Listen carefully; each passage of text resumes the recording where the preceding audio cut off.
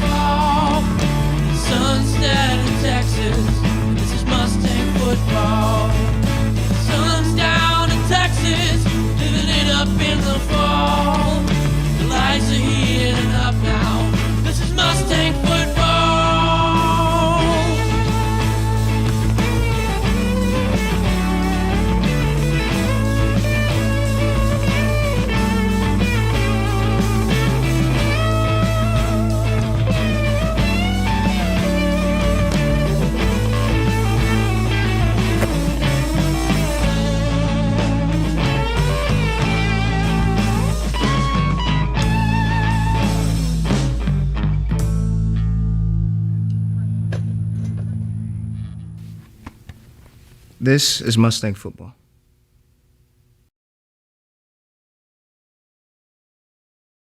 This broadcast is under the direction and is copywritten by Champion Sports Radio. Any rebroadcast, retransmission, or use of the audio stream, and any and all other use of the accounts of this broadcast without the direct written consent and permission of Champion Sports Radio is strictly prohibited. All rights are reserved by Champion Sports Radio and ChampionSportsRadio.com. This is a presentation of Champion Sports Radio, your home for championship broadcasts.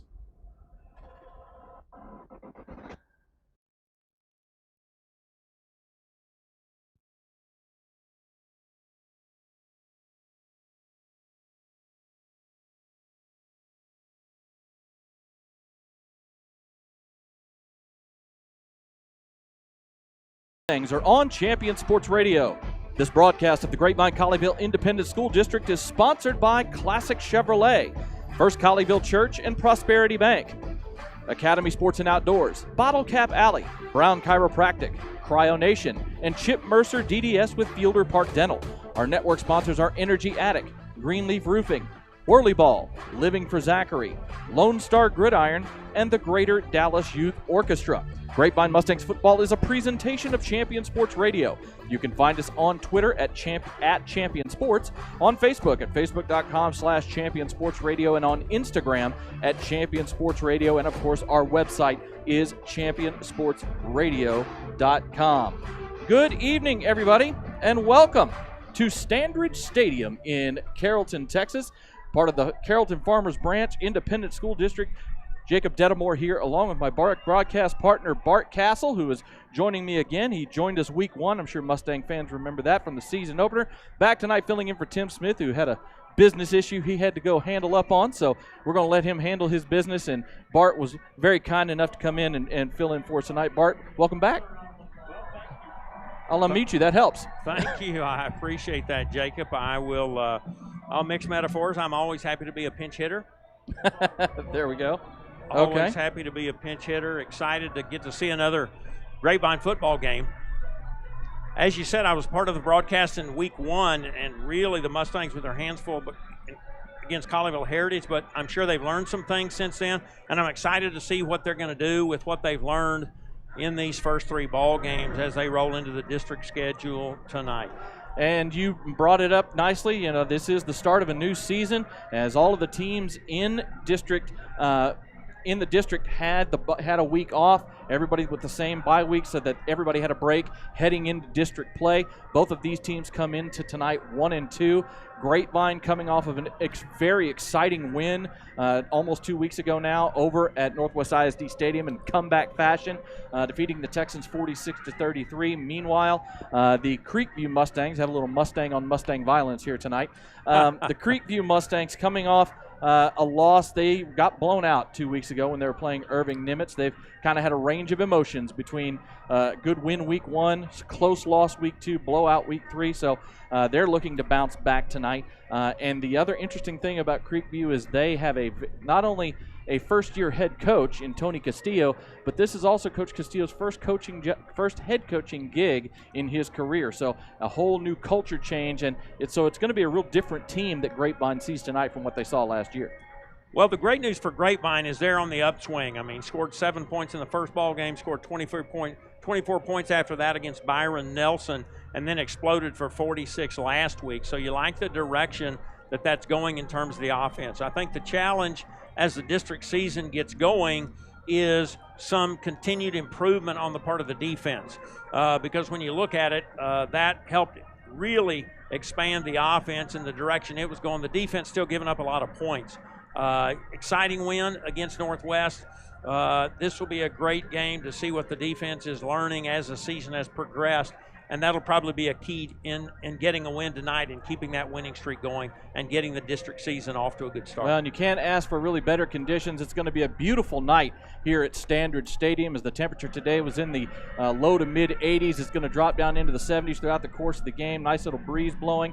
You know, very light clouds. Got our first little taste of fall over the last couple of mornings with nice cool days. And it's going to be a beautiful night for football here tonight in Carrollton. We're going to take a quick break. When we come back, you're going to hear from Creekview head coach Tony Castillo. Then after that, we will hear from Grapevine Mustangs head coach Mike Alexander. You are listening to the First Colleyville Church pregame show. Forgot to say that at the beginning. Sorry about that, folks. This is the First Colleyville Church pregame show, and you are listening to Grapevine Mustangs football, presented by Classic Chevrolet on Champion Sports Radio. Hey folks, it's Dorian Menace, General Sales Manager of Classic Chevrolet in Grapevine, Texas. We know you like things easy. That's why we created the Classic Chevrolet Easy Pass. Save time online and purchase with the Easy Pass. It's easy. Find your vehicle, value your trade, set your terms, and even get approved for financing. Relax. Enjoy the difference with the Easy Pass. Classic Chevrolet. Relax. Enjoy the difference. With approved credit, find new roads. The world of banking is like the world of sports. There are winning teams and losing teams. I bank with Prosperity Bank because it's a winning team. It's a team of real bankers who know how to make loans. And they're interested in making you a loan right now. That's a surefire win-win. Prosperity Bank is the big bank with your community bank inside, where you find real bankers, not just a bank. ProsperityBankUSA.com, member FDIC, equal housing lender. This ad is not a commitment to lend. Stay up on all the latest news about the teams you care about and know when your favorite games are on the air thanks to Champion Sports Radio social media. Follow us on Twitter at Champion Sports. Like our Facebook page at Facebook.com/ChampionSportsRadio. Catch Carnes and Coach each Monday at 6:30 p.m. Presented by the Kivisad Realty Team on your home for GCISD live sports broadcasts, Radio.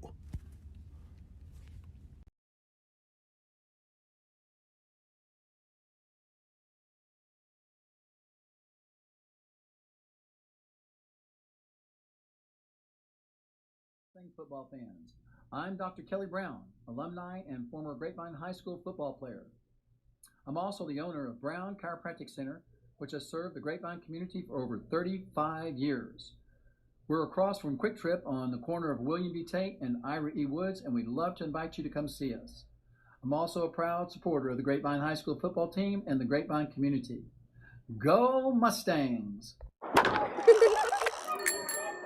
At Academy Sports and Outdoors, we love the sounds of the great outdoors. And that's why we make it easier than ever for you to gear up and have fun out there. Order at academy.com and get free shipping or free curbside or in-store pickup at your Academy store. Plus, get free assembly on most bikes and grills for all the ways you love to play. Make shopping easy with Academy Sports and Outdoors. Free assembly applies to in-store purchases only. Free shipping applies to most orders over $25. Classic Chevrolet in Grapevine has been named Regional Buying Center for pre-owned vehicles in Texas. 2,000 vehicles will be purchased, all makes and models. It's easy with buyers on hand writing checks. Classic Chevrolet. Find new roads. Living in North Texas provides all of us with an amazing quality of life, including an affordable cost of living, outstanding schools, unbelievable cultural opportunities, and the best sports around. But we also have to put up with severe storms. Hi folks, Champion Sports Radio President and Founder Thomas Lee here to tell you when a hail or windstorm comes through your neighborhood, do what we did and call Greenleaf Roofing. Greenleaf Roofing is a fully insured, locally owned and operated company built on the values of amazing craftsmanship, affordable options, and innovative solutions. And they are proud that those values still stand as a foundation for their business today. And did I mention Greenleaf Roofing has 24-hour emergency service available? It's nice to know Greenleaf Roofing will be there in a hurry if you need them. After the first experience, I became a customer for life and have used them on 3 different homes. But don't just take my word for it. Learn about the Greenleaf Roofing difference yourself by calling them at 972-379-9109 or go online to greenleaf-roofing.com to find out how you can get your free quote. Greenleaf Roofing, the #1 choice for all your roofing needs.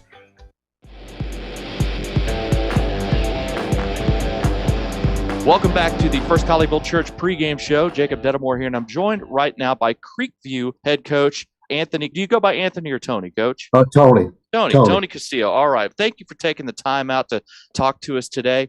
This is not only your first year at Creekview as the head coach, but also your first head coaching gig. Not only just for, how you're setting things with the kids, but how has the transition been for you personally as well, this being your first gig? I think it's been great. I think our administration here at Creekview High School and in our administration in Carrollton Farmers Branch ISD has done a great job. Anything I've asked, they've gave. They're giving me every tool, everything I asked for, and that's been a great thing. And it's been a great transition and giving me the support that I need to be a head coach as well. You came from Ennis High School, but you've also coached under Coach Samples at Duncanville. Yes, you coached over at Flower Mound under Coach Basil, which I'm sure a lot of Grapevine people would know that name. What have been some of the things you've taken from those guys to influence you into this new venture for you? The biggest advice that I got and all the coaches is be you, be who you are, be Coach Castillo, because that's why I hired you. And that's why kids would play for you. And that's something that they told me, that be yourself. And Coach Harrell, he always calls me Big T. So he goes, Big T, be you. And that comes in. The same thing with Coach Samples. Is he's hired me to do what I need to do and just says, take care of what you do, because you do great with all our kids and you relate to them, but your expectations are high and you coach them hard and their turnouts have been pretty good. So that's been blessed. Coming into Creekview this year, you weren't really able to get your install started probably until the summer. And obviously, anytime somebody's brought in from the outside, it's usually, like in this case, kind of trying to rebuild a program. But in your case also, you are installing a completely different system from what these kids have run the last few years. How has that transition been for you and the kids? I think, and I remind myself too, that we only had 6 weeks installing this. So, I hired an offensive coordinator and hiring the defensive coordinator and learning the defense. So I was able to only really implement the run game because that's kind of what I've been, offensive line and offensive coordinator in the run game. So, but the passing game was implemented more like 6 weeks ago. And I remind myself that they're learning it now. The good thing and positive is they're excited. They're excited that we're scoring some points. They're excited that they get to catch the ball. And, and every teenager, that's what they want. They want to go catch the ball and be able to throw the ball and all that good stuff. So it's been a very easy transition because they're excited about it. So that's a big plus when you're coming in from a run game philosophy to a 50-50, throwing the ball and running the ball and being excited and putting these kids in space. I imagine a win in that first game as a head coach probably kind of helps with the buy-in, doesn't it? It sure does. Putting some points and winning your first game, they kind of believe in what you're doing. And that's the big thing, and changing that culture. And that first game did help a lot. It made it a little easier to sell what you're trying to do. I imagine as a first-time head coach, that first win right out the gate had to feel pretty good for you too, selfishly, huh? Yes, sir. It was good, but it all goes back to those kids believing in what we do and our coaches believing in what they do. That's the biggest thing. If our coaches and our kids don't believe in what we're trying to do here at Creekview, then that's something different that you got to think about. But when they do and they bite into everything you say and do that and believe in what you say, it's a lot easier to do that. You know, you've really got a nice offensive attack going so far in the first 3 games. Garrett Palacio, a good dual-threat quarterback. You've gotten very solid running out of Isaiah Evans, and Jordan Crane has really stepped up at the wide receiver position. What have you seen from those skill position guys so far? I've been real excited about it. Obviously, they're learning it, they believe in it, and one thing that they do and they say is that I always tell them, you know how simple it is? Just catch the ball, throw the ball, block. That's all we have to do and execute and do that. They've done a good job. I got other receivers that are coming up that are doing a great job. Trey Wooten, our outside receiver, and Sean Salas, obviously, he's been doing a good job of doing what we need to do. And so it kind of gives us a who do you take, who do you pick, who do you defend? And we motion a lot. So that's something that kind of keeps defenses kind of on the edge, where we're going, what we're doing, and hopefully that's been something that they really believe in. On the defensive side, it seems so far one of the things your squad has been good at has been forcing turnovers in the first few weeks. What can Grapevine fans expect to see from your squad from a defensive standpoint coming in on Thursday? The biggest thing is just, we always tell them, is just be ready to do your assignment. And that's the biggest thing, doing that, be in the gaps that you're supposed to be at and see the kids coach well. And that's the biggest thing that I want. When people look at that defense, they want to know they know what they're doing and they're in the right gap. That's simple. That's pretty simple football. Be in the right gap, do your assignment, do your job, and give me some effort, and that's all we have to do on defense. Who are the players that, when we're watching this game from the defensive standpoint for you guys, that are really your leaders on the defensive side of the ball that really are guys we should pay attention to? Our front guys, usually it's Alex Shelton is one of our defensive four techniques. Jeffrey Shavers, he's about 6'3", tall kid, and he's our number 90. Also, our outside linebacker, Damian Bryan, is also an outside linebacker that we really think does a good job. And the rest of them, you know, they're coming along and they're learning our new system and they're doing what they need to do. So we're excited about those 3 guys. Tell me a little bit about Ben File. He's a guy that seems to be doing a little bit of everything for you right now. Yeah, that's one thing about him. He does a safety, comes down, and I tell you that when people see him small, but I tell you that he'll fight and he'll do what he needs to do. He's probably done a great job tackling. I'll tell you that when you have him on space, I kind of just I feel good that he's going to make that tackle. And Ben also is our backup quarterback and also plays receiver. So he's not just a defensive guy, but he's done a good job of being part of the program. He's been one of our good leaders on the defensive side and also just in the locker room as well. Obviously, everybody had a bye week in the district, and now you kind of start a new season in many ways. How did you approach the extra time off, and how did you approach things with your kids from a message standpoint heading into district? The biggest thing is we're all 0-0. That's the good thing. It don't matter if you're 3-0, 1-2, or 0-3. That doesn't matter. You remember that we all get to learn what we've done. We learn how to win. We learn how to play in a tight game, and then learn how to, hey, guess what? We got to wake up, and it kind of checks us. So we got to learn in 3 games what a football season's about, and that's the big plus there. The bye week, the good thing about it, we went back to fundamentals, because you always forget. You start off doing fundamentals in the summer right before football season, and then you kind of get away from it sometimes. It's how you're going to start your season, your district, you know what I mean, and doing that. So that's the good thing about resting our guys that are I don't have a lot, but I have enough to do what we need to do, and having that little off week kind of helped us out, and then just get ready for Grapevine and our district. And one biggest thing I tell our guys is our district is how you finish, and that's what we're looking at. That's everywhere I've been. I always say it's how you finish, not how you start. It's how you finish. All right, Coach, we really appreciate you taking out the time, and we look forward to watching your team compete in this game, okay? Thank you very much. I appreciate it. Thank you. That is head coach Tony Castillo of the Creekview Mustangs. We'll be back with more of the First Colleyville Church pregame show. You're listening to Grapevine Mustangs football, presented by Classic Chevrolet on Champion Sports Radio. Owner of Cryo Nation in Grapevine and official cryotherapy provider for our Mustangs. Are you dealing with pain, soreness, or inflammation? Do you want to recover faster? Are you trying to lose weight, tighten, tone, firm the skin? Do you want to sleep better and have more energy? Then you need cryotherapy. In just 3 minutes of cryotherapy, you can accomplish all this and more. Recover faster, look incredible, live your best life. Try cryotherapy today at CryoNation and Grapevine for only $15. Get cold, not old. Customers all across Texas are upgrading for less at Classic Chevrolet and Grapevine. With a classic deal, it's easy to trade up and possibly lower your payments. New Chevys arriving daily. Others might, but Classic never, and I mean never, charges more than MSRP. That's Texas true pricing. 800 pre-owns on the ground. Just a few clicks to buy online with our Easy Pass. A classic deal is here. Waiting could cost you. Classic Chevrolet. Relax, enjoy the difference.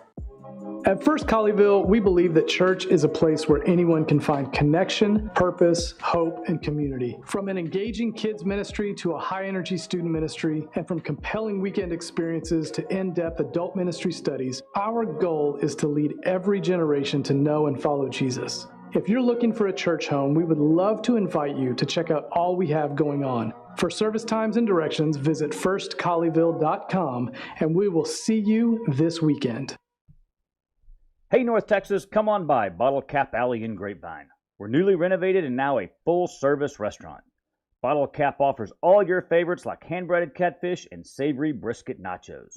Or sink your teeth into a juicy certified Angus beef burger. You're sure to find what you like at Bottle Cap Alley. Our hearts are warm and our drinks are cold, so whether you're here to watch the game or just popping in for a quick bite, we're always happy to see you. Bottle Cap Alley on Highway 114 and 26.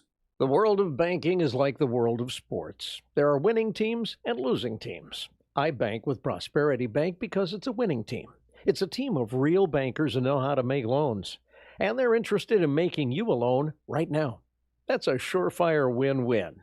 Prosperity Bank is the big bank with your community bank inside, where you find real bankers, not just a bank. ProsperityBankUSA.com, member FDIC, equal housing lender. This ad is not a commitment to lend. Classic Chevrolet and Grapevine, 800 pre-owns, all classic certified for peace of mind that could mean a lower payment. Trade your car today online with their Easy Pass. They're paying top dollar. Find new roads. Relax, enjoy the difference. Welcome back to the First Colleyville Church pregame show. Jacob Dedamore here, and I'm joined right now by the Grapevine Mustangs head coach, Mike Alexander. Coach, catch Carnes and Coach each Monday at 6:30 p.m. Presented by the Kivisod Realty Team on your home for GCISD. Which is almost 2 weeks ago now, and what a game it was. Just crazy, one of those wild, high-scoring affairs, and your guys really showed a lot of toughness, a lot of poise, and a lot of stick-to-itiveness coming back from the deficit they had in the first half. And in that second half, you needed contributions from all phases, and you really got it from everywhere in that comeback victory over Northwest. Yeah, thanks, Jacob. You know, obviously the game didn't start like we would have scripted it for sure. You know, it's never a good thing to get down 22-0, but it's never ideal. No, never ideal. You know, what I told our kickoff return team when it was 22-0 and they're about to kick off to us, I said, guys, there's good news and bad news here. I said, the bad news is we're getting thumped pretty good right now. The good news is we got a lot of football left. I mean, it's still in the first freaking quarter. So let's go out here and make a play. Let's go down and score, and then let's get back in this fight. And, you know, I didn't know we were about to run the kickoff back, but we did. And that kind of gave us a spark a little bit, at least offensively. I think getting into halftime, I think we were down 16 or 15. Well, you know, that's okay. That's manageable. You know, you'd go in down 2 scores, getting the ball to start the second half. And so, man, just credit to our kids and our coaches for just kept playing every snap. Defensively, we didn't play good again the third quarter. You know, we just traded scores basically back and forth in the third. But then when we needed to make a play, we finally forced a punt. You know, we practice blocking punts, you know, every week. Wednesday's our block day. You know, we really practice the technique and our schemes of how we're going to get punts blocked. And, you know, it's great. It was a great deal for our kids just to know, like, moving forward as this season progresses, if we ever get down again, hey, it's okay. We've been there and done that. And we know how to get back in the game. And it takes everybody, like you alluded to.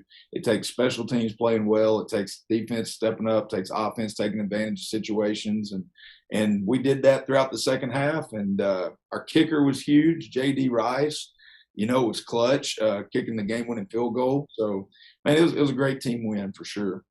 You know, a couple of guys that really stood out in the game. We'll start on offense. Of course, you had Caleb Tejada back last week.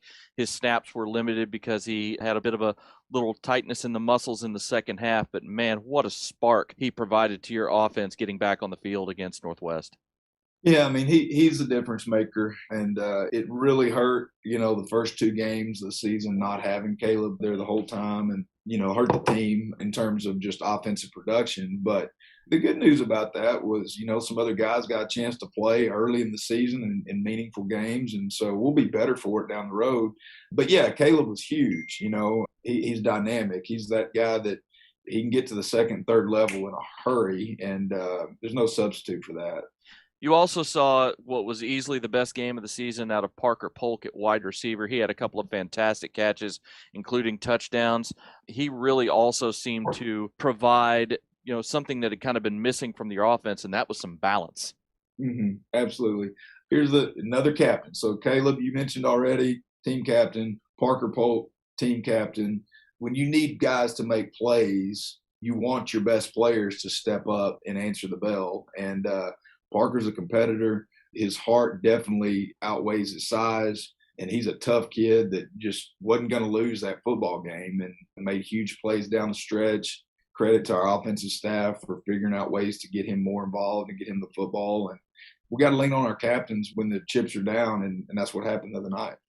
2 guys that really stood out to us were on defense. You mentioned it. The defense really struggled early on in that ball game, but in the second half, 2 young men that really stepped up and made their presence felt, both in their aggressiveness and their physicality, we thought were Brock Smith at corner and Drew Nelson at the bandit position. Those 2 guys really stood out. What were your thoughts on them watching the game film?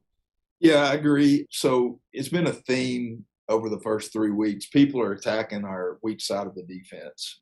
We flip guys and we play guys to the field and we play guys to the boundary. And the boundary's been a weak spot of us, on our defense for the last couple of weeks.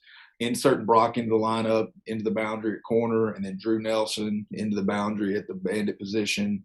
They both got better as the game went. Drew didn't make many plays in the first half, but the speed of the game, he caught up to it. And in the second half, he was able to make some very, very key tackles and key stops in critical situations. And they stepped up and did what they needed to do when the time came in the second half. And the one thing your defense has done well all season, and that continued against Northwest, was they've been doing a good job at forcing turnovers. Mm-hmm. And the 2 turnovers in the second half, I mean, you just can't describe how massive they were. The strip from Tyler Mears right in front of your bench, and then, of course, that game-clinching interception by Jackson Yarbrough. Your guys really have a nice ball-hawking mentality, especially on the back end. Well, that's huge. We talk about 5 keys to victory every week, and one of them is winning the turnover battle. And that goes 2 ways. Our offense, not turning the ball over. I think we had 1 in the Northwest game, but it was the last play of the first half on a Hail Mary. So, that's insignificant. But the defense, for 2 weeks in a row, stepped up and taken the ball away more than really 3 weeks in a row. So the first 3 games, we've taken the ball away 8 times. That's got to be huge. We preach that a lot. Our kids know it. And we got to keep doing that if we want to have success down the road. Well, it's always better to go into a bye week with a win than a loss because you don't have as much to stew over. But, we have had a little bit of a break now, and things are getting started again, kind of a brand new season starting off against Carrollton Creekview. What was your message to the guys, not only after the game, but how you've approached things this week with them?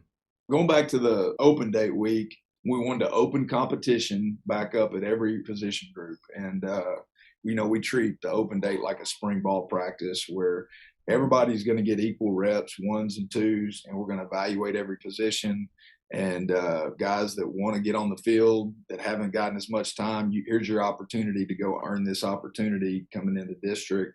Speaking of that open competition, looks like this week we're going to see more of Colt Mercer at the quarterback position, going to split time with Walker Berryman. What were your thoughts about that move and going into this week? Yeah, so we have 2 very capable quarterbacks on our roster, but we just felt like the stuff that Colt's doing in our short yardage and 2-point areas that, he's making plays and he's practicing well and he's leading well from his position. And, we just want to, make sure that we keep the hammer down and keep everybody pressing and working to get better. And so anytime on our team where we have a position where somebody is pushing the guy in front of them and doing things well at practice, they're going to get opportunities. And that's where Colt's been in that situation. And one of our core values is we earn everything every day.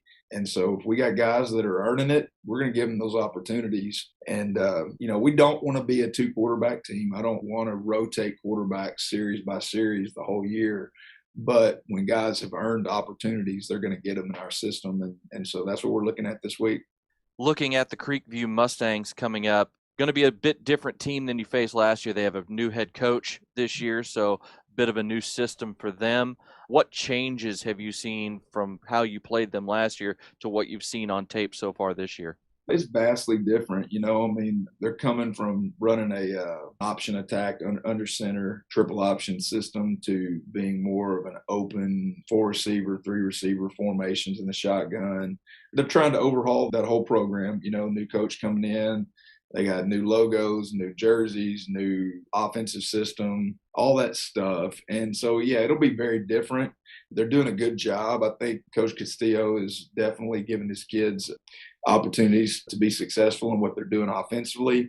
We got to stop the run. That is what it is. Their quarterback is capable of throwing the football. They have some big targets, but that's not their bread and butter. Their bread and butter is running the football.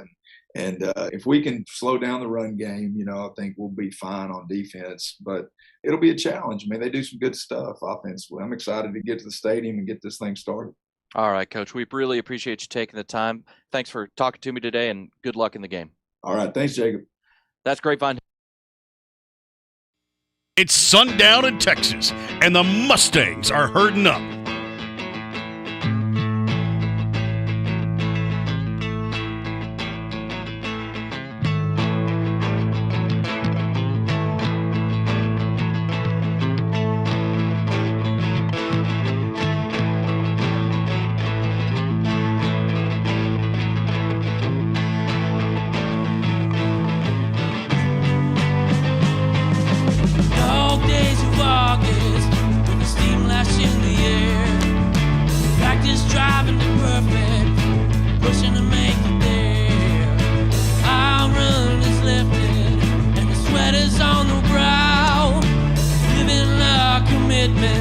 Friday nights show us how.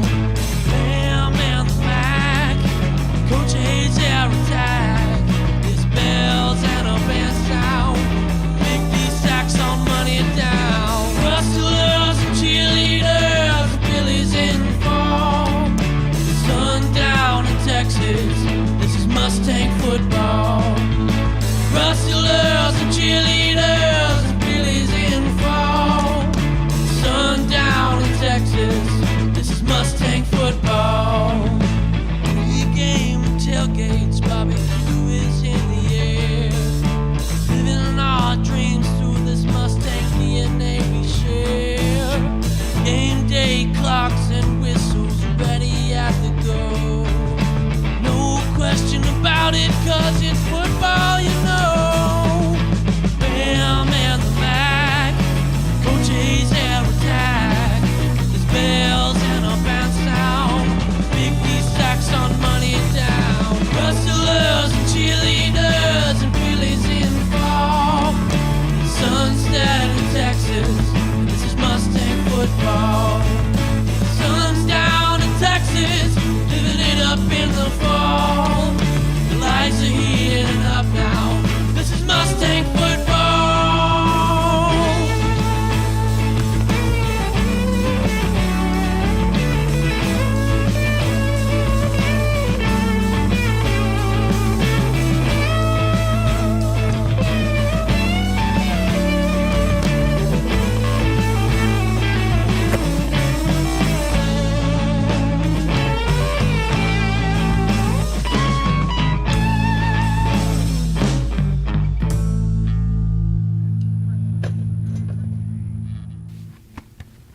This is Mustang football.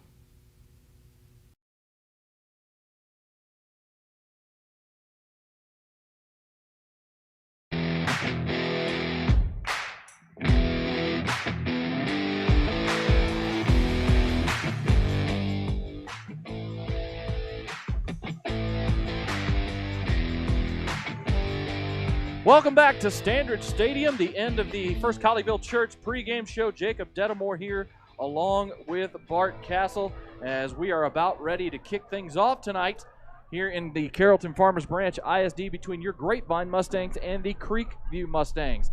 The Grapevine Mustangs won the toss and they elected to receive, so Grapevine will be starting on offense. Let's get the district season underway. Here will be the offensive starters for the Mustangs. Up front, the studs. Number 53 will be on the left side, Drake Beckwith. The senior comes in this evening. He is 6 feet, 220 pounds. Beside him will be Travis Mason, a junior. Mason, 6'2", 230 pounds. In the middle of the line, anchoring the line, Cy Owen, number 73, a junior. 6'2", 250 goes Owens. Dylan Beckwith on the other side, the two Beckwith studs. Beckwith, number 55, also a senior, 6'2", 240, a little heavier than his brother. And the tackle right beside him, number 74, a junior, Max Livingston. Livingston, 6'4", 235.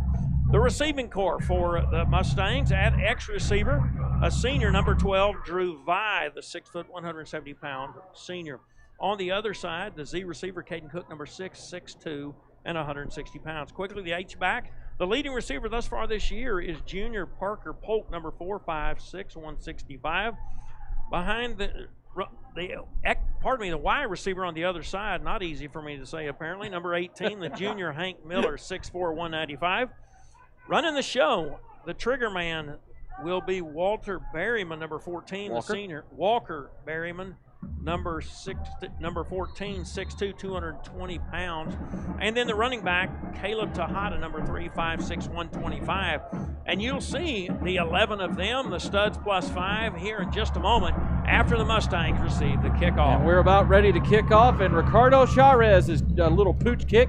Caught at the 25, up the middle to the 30, 35, 40, nice return. Breaking a tackle, 45, 50, midfield. Speeding into Creekview territory is number 17, Sammy Kelly.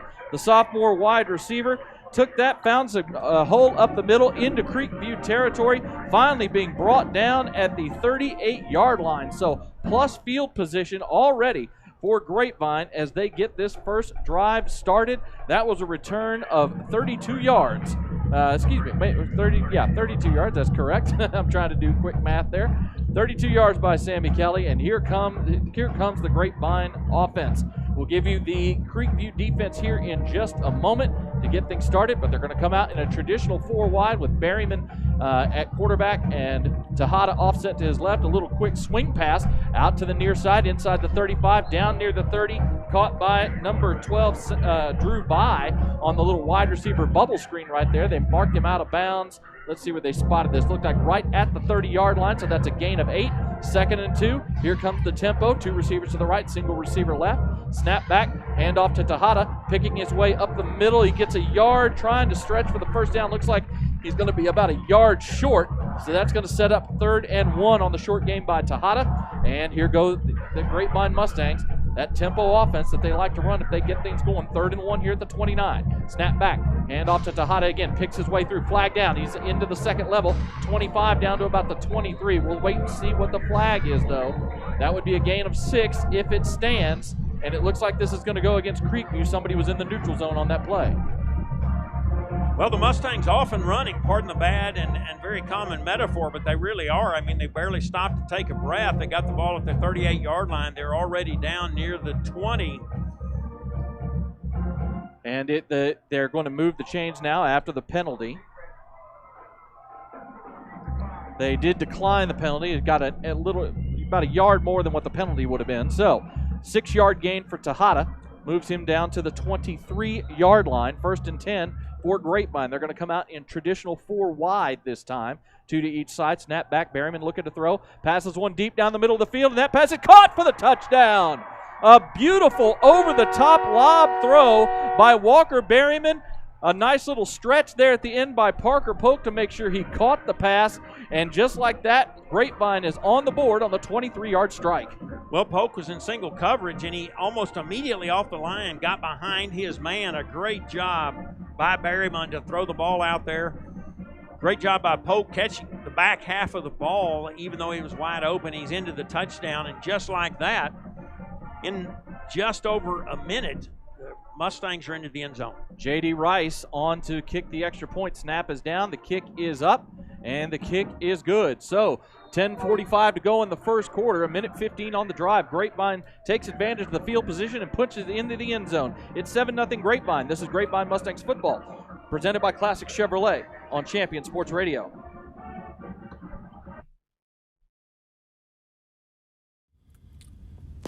Catch Carnes and Coach each Monday at 6:30 p.m., presented by the Kim Assad Realty Team, on your home for GCISD live sports broadcasts, Radio.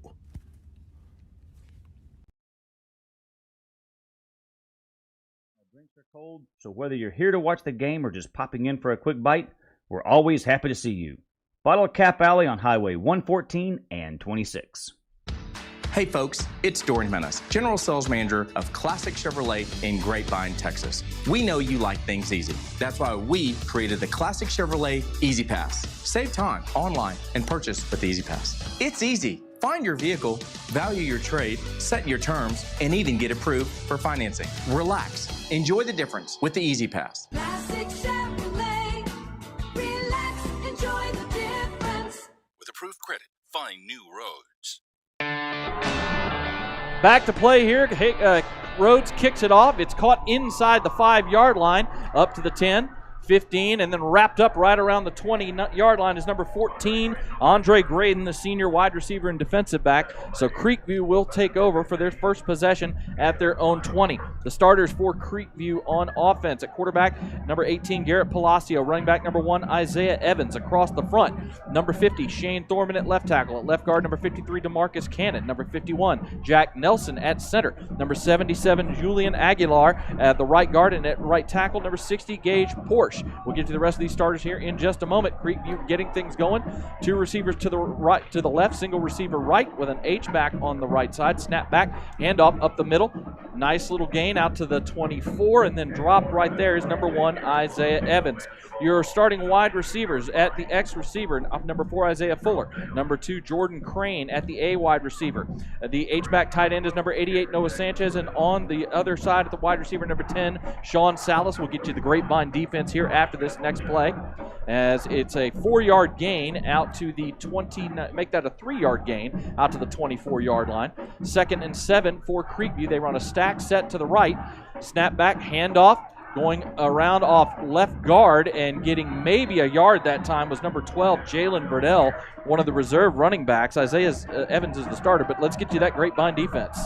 He was met right in the middle of the hole on that play almost immediately by number 41 for the Mustangs. That's Aiden Cassidy. Aiden Cassidy comes in and makes a play right off the jump. We'll get you the starters here in just a second. Both teams like to run tempo, makes it a little harder. Tight formation here out of a 4-wide set for Creekview on 3rd and 4 after the 1-yard gain by Verdell, the junior running back.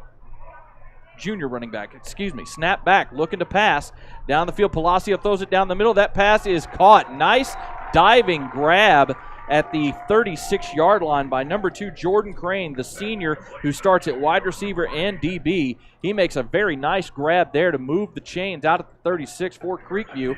Creekview running very quickly. Same tight formation, snap back handoff, running a sweep around the right side, and a nice play right there. Wrapped up by Latham Way. The senior linebacker got through a gap into the backfield and wrapped him up at the 35 for a loss of 1. Way saw the running back beginning to move in the direction of that right end laterally, and just as quickly as he got the ball, Latham was on top of it. He did a nice job getting around the tackle on that side and making a tackle for a loss. 2nd and 11 now at the 35-yard line. Trips receivers to the left, single receiver right. Snap back, handoff. Quick one around the right side, but a nice play again. Good open field tackle that time by number 27, Drew Nelson, the junior, starting at one of the safety positions. Came up and made the stop. Only a 3-yard gain on 2nd down. Sets up 3rd and long, 3rd and 8 now for Creekview. And Coach Alexander talked in his pregame interview about the game that Drew Nelson had last week that earned him the starting nod this week, and you saw why on that play. 3rd and long yardage, snap back. Palacio looking to throw. He's going to fire one deep down the middle. He has a man. The pass is caught, and it's going to be a touchdown for Creekview.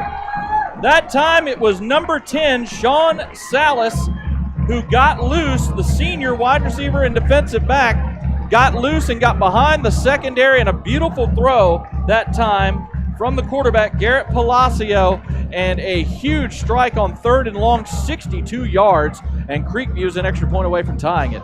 And the middle of the defensive line for the Mustangs, Josh Logan, Christian Watson, and Aiden Cassidy really close to getting to Palacios. He just is able to get it off. Unfortunately, he did, and the receiver was behind the secondary, and they get in for the touchdown. The snap was high, but the kick, even though it was a low line drive, was up, and it was good by the kicker. Trying to get a number on the young man. I didn't. I think it's number 20. Yeah, it's number 25, Ricardo Chavez, as he got the extra point. 7:54 to go in the first quarter. We're all tied at 7. This is Grapevine Mustangs football, presented by Classic Chevrolet on Champion Sports Radio.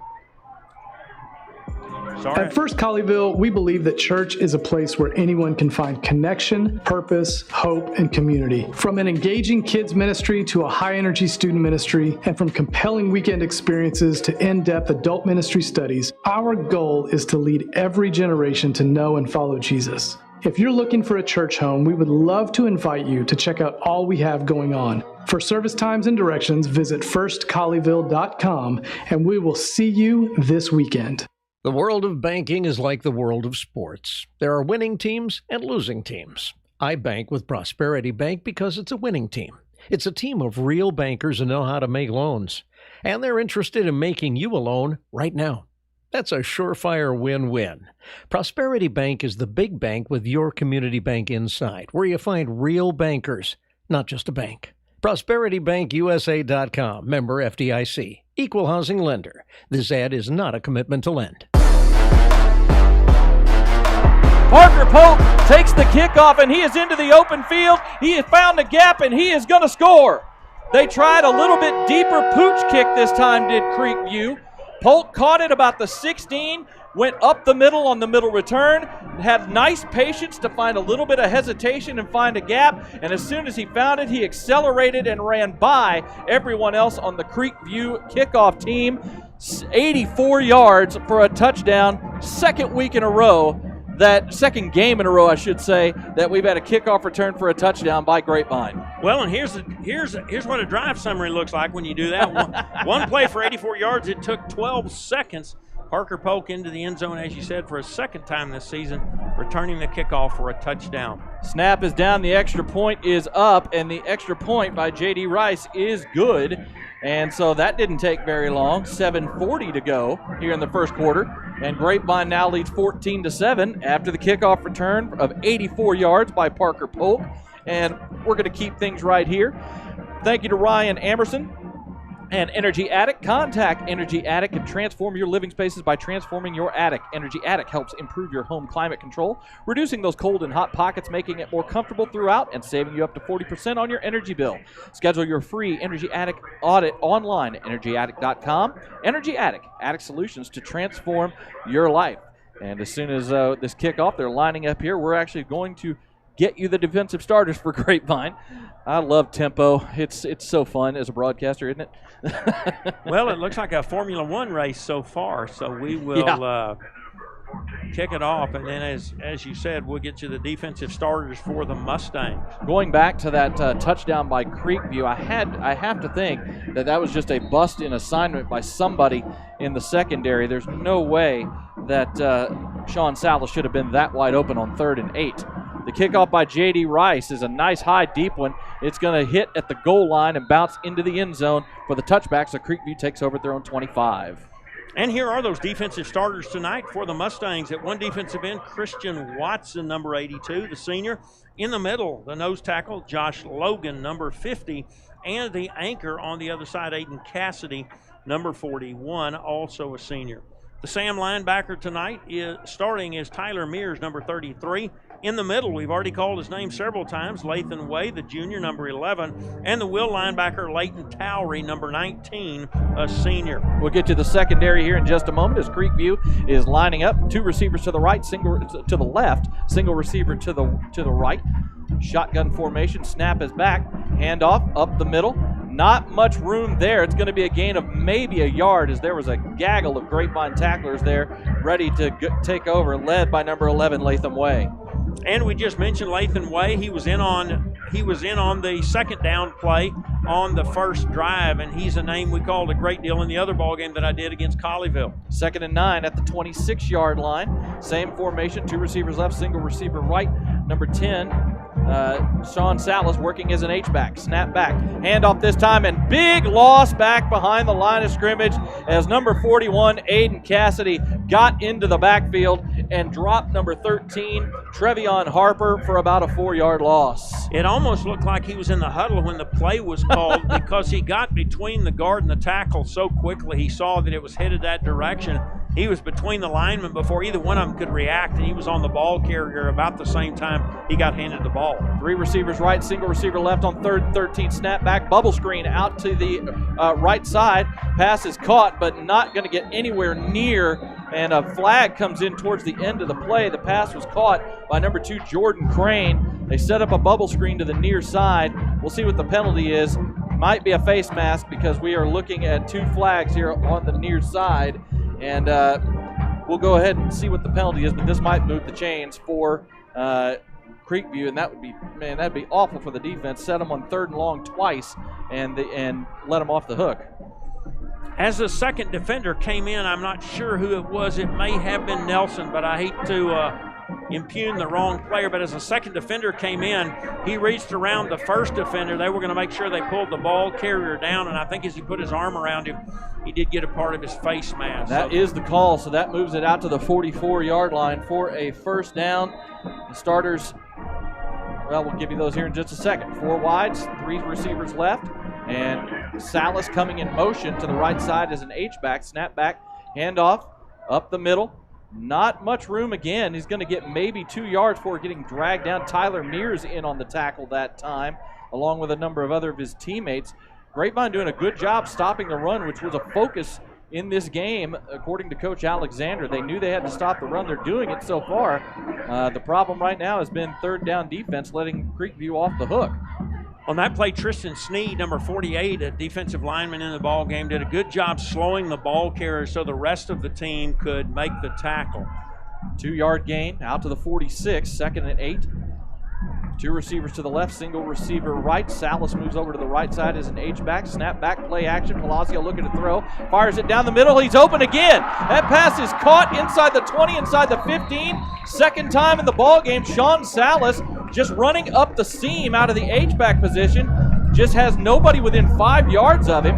That time, Drew Nelson came in and made the tackle from behind, but it's a huge gain down to the 13 of Grapevine, 1st and 10. Running quickly, handoff up the middle. Very little room, only maybe a yard gain that time, as it looked like number 19, Leighton Towery, made the tackle.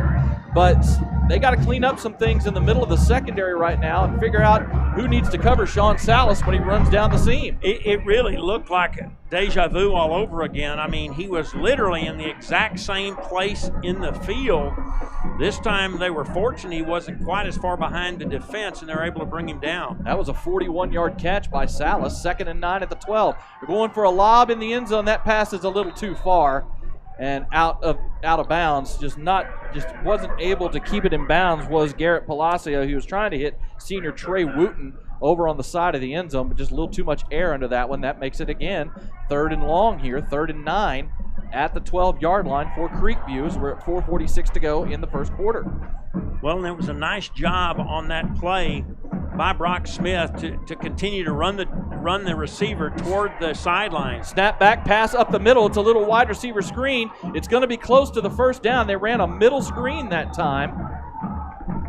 And nice little sidearm throw. The pass was caught by number 2, Jordan Crane. He was able to pick his way through and get wrapped up, and he got just enough for the first down, 1st and goal. Handoff, going around the right side, and dropped for a loss this time. Back at the 6 for a 3-yard loss is number 13, Trevion Harper. Grapevine right now all over this running game of Creekview, but some issues in the secondary letting them off the hook right now. A 3-yard loss back to the 6 now, 2nd and goal. As you said, thus far running netted them nothing. And down here, they won't have that thick part of the middle of the field to play with. And so maybe advantage Mustangs, the good Mustangs, the ones in the white jersey. Second and goal from the 6-yard line. Snap back. And this is going to be a quarterback run by Palacio. He gets wrapped up right at the 5. Great job filling the gap from behind the play by Leighton Towery, number 19, as he shot through and wrapped up Palacio at the 5-yard line. Only a yard gain, but a flag is down on the near side of the field away from the play. And it was dropped pretty quickly, so that usually signals either an illegal formation or an offsides. We'll see what the call is. Officials are conversing right now. It was only a yard gain, but this is a penalty against Grapevine. Neutral zone. Nope. Wow. A face mask call that time on number 27, Drew Nelson. I can only imagine that was against the receiver that he was covering or trying to fight off a block because he wasn't in on the tackle. So that makes it first and goal again at the 2. Lob pass into the end zone, and it's incomplete. They were going for Sean Salas again, and Salas got turned around and couldn't find the ball, and it fell incomplete. Second down. So the second time tonight that Grapevine's been flagged for a personal foul face mask. This one, I'm not quite sure what would have been happening for Nelson to get a face mask call called on him. Well, it happened over on the far side, side of the field as the quarterback cut into the middle of the field. So it must have been in a big group of receivers just as the quarterback went past him. Second and goal now from the 2. Shotgun formation, snap back. Palacio's going to keep it, go up the middle, and he's going to get stopped. Nice job that time filling the hole by a group of Mustang defenders, including Tyler Mears and number 27, Drew Nelson. Palacio got about a yard, half of what he needed. So third and goal now for Creekview is, the Grapevine Mustangs are doing a good job of plugging up this run game. Here comes Creekview, third and goal from the 1. Snap back. Palacio's going to keep it again, trying to burrow his way forward. Did he get in? No signal. And now they do signal. The official on the far side said Palacio was able to lunge his way across the goal line for the touchdown. It was very close as he just kind of ran into the pile there. And as he's running in from the far side, the official on that side said he got the ball across, and Creekview's an extra point away from tying this up. Well, on the previous play and almost on that play, good plays by Josh Norman to really plug up the middle and then make it possible for others to take a shot at it. Extra point is blocked that time, is coming around the end, and Grapevine's going to try to return this. Here they come, and they're going to be a flag for blindside block, so none of this is going to matter. This is going to end up being no return. He got out to about the 27, but it's going to be a flag for an illegal blindside block. Trying to see who came in and got the block that time from the outside. Didn't see the number of who came in. It was number 21, Adrian White, who came around the outside and got the kick. He almost got the first one on the high snap that was corralled and put down. He almost got that one. This time he did get the block clean. And so Grapevine will still have the league as they sort out this penalty. We're going to go ahead and take a break as they sort this out. 2:58 to go here in the first quarter, 14-13 Grapevine. You're listening to Grapevine Mustangs football, presented by Classic Chevrolet on Champion Sports Radio.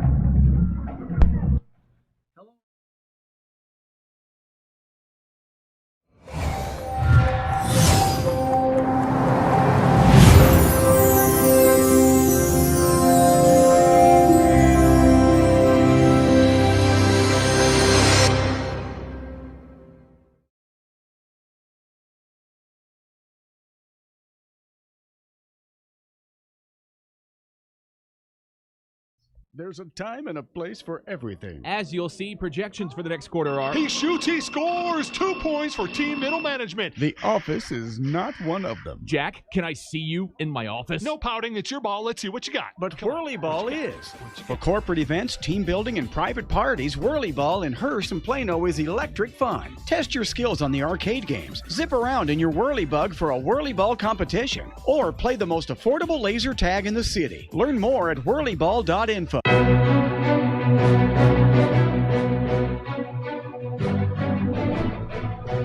Back here at Standridge Stadium in the Carrollton Farmers Branch Independent School District, Jacob Dedamore here along with Bart Castle. And as we thought, that was a personal foul for an illegal blindside block on the man who blocked the extra point, number 21, Adrian White.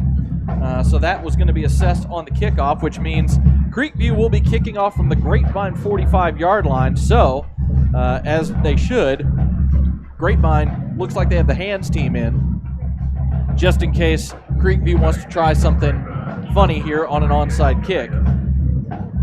But right now, Grapevine defensively, they're doing what the plan was coming in. They're stuffing the run game for Creekview, but they need to figure out what's going on with busted assignments in the secondary, because two essentially busted assignments and then a couple of face mask penalties have allowed drives to continue so far for Creekview. Grapevine, they just need to get out of their own way a little bit. Certainly don't want to make it any easier for the other team than is necessary.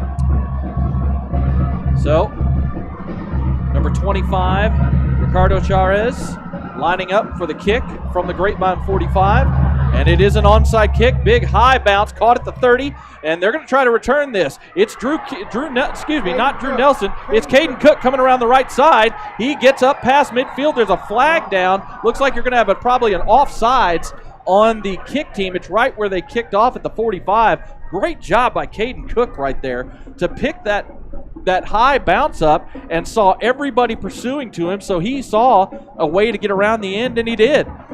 As the defense collapsed on just as you said, at about the 30-yard line, he realized he had everybody in black on his side of the field, and he also noticed that he had 3 teammates right in front of him, so he literally ran horizontally behind them until he got to the hash mark in the middle of the field on the far side, and then that opened up about 20 yards in front of him.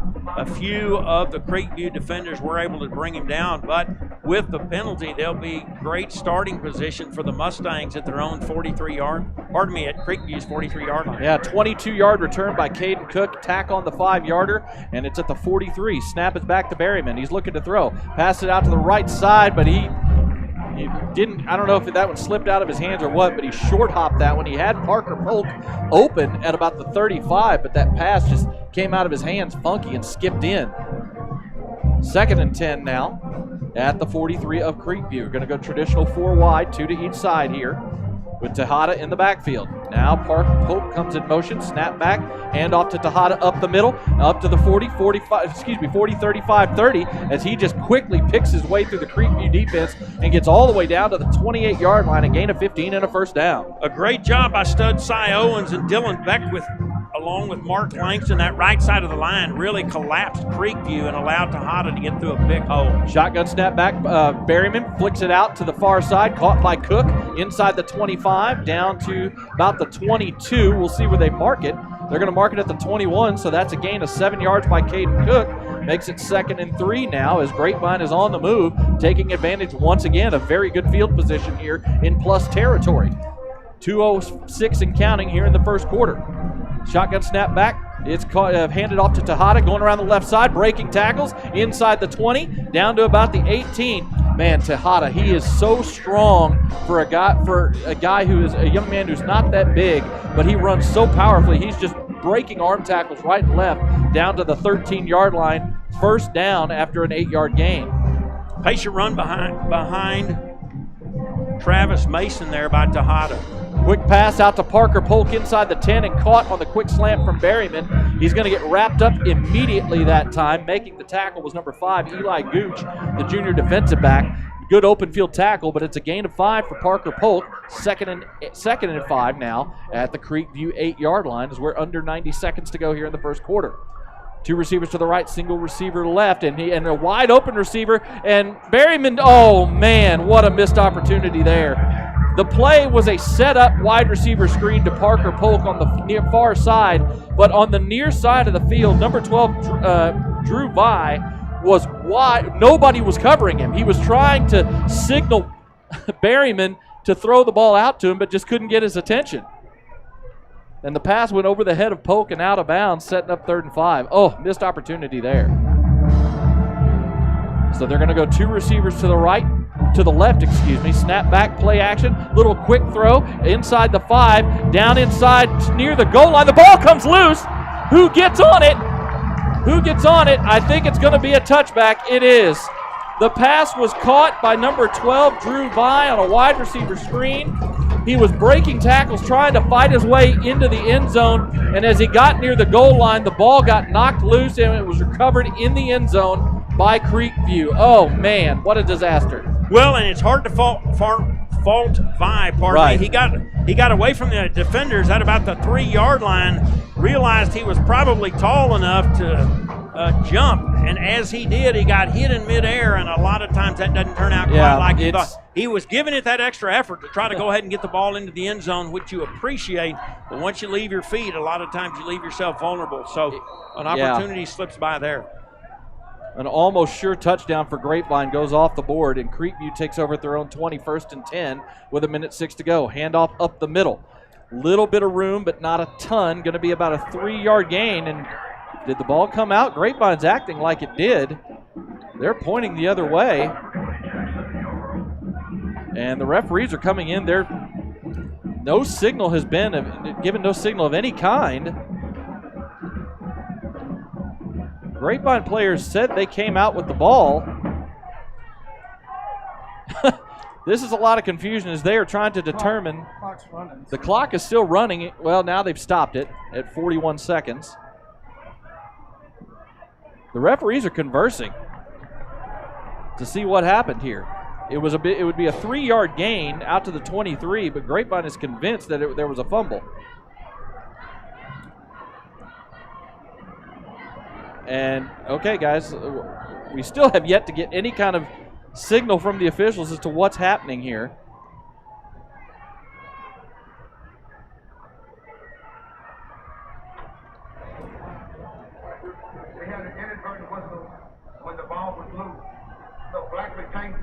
Oh, man. Bad break for Grapevine. The officials are basically saying the ball did come out on a fumble, but an inadvertent whistle by the officials stops the play dead, and so Creekview retains possession, 2nd and 7 at their own 23. They're lining up to snap. The ball is snapped back, handoff, going off right guard this time. Nice run this time, probably their best one of the night. Going to be out to the 30-yard line, as that was number 12, Jalen Verdell. 23 seconds, as that's going to be a 1st and 10 out at the 30. So, man, a couple of bad breaks going against Grapevine here. Snap back, handoff again, going off the right side.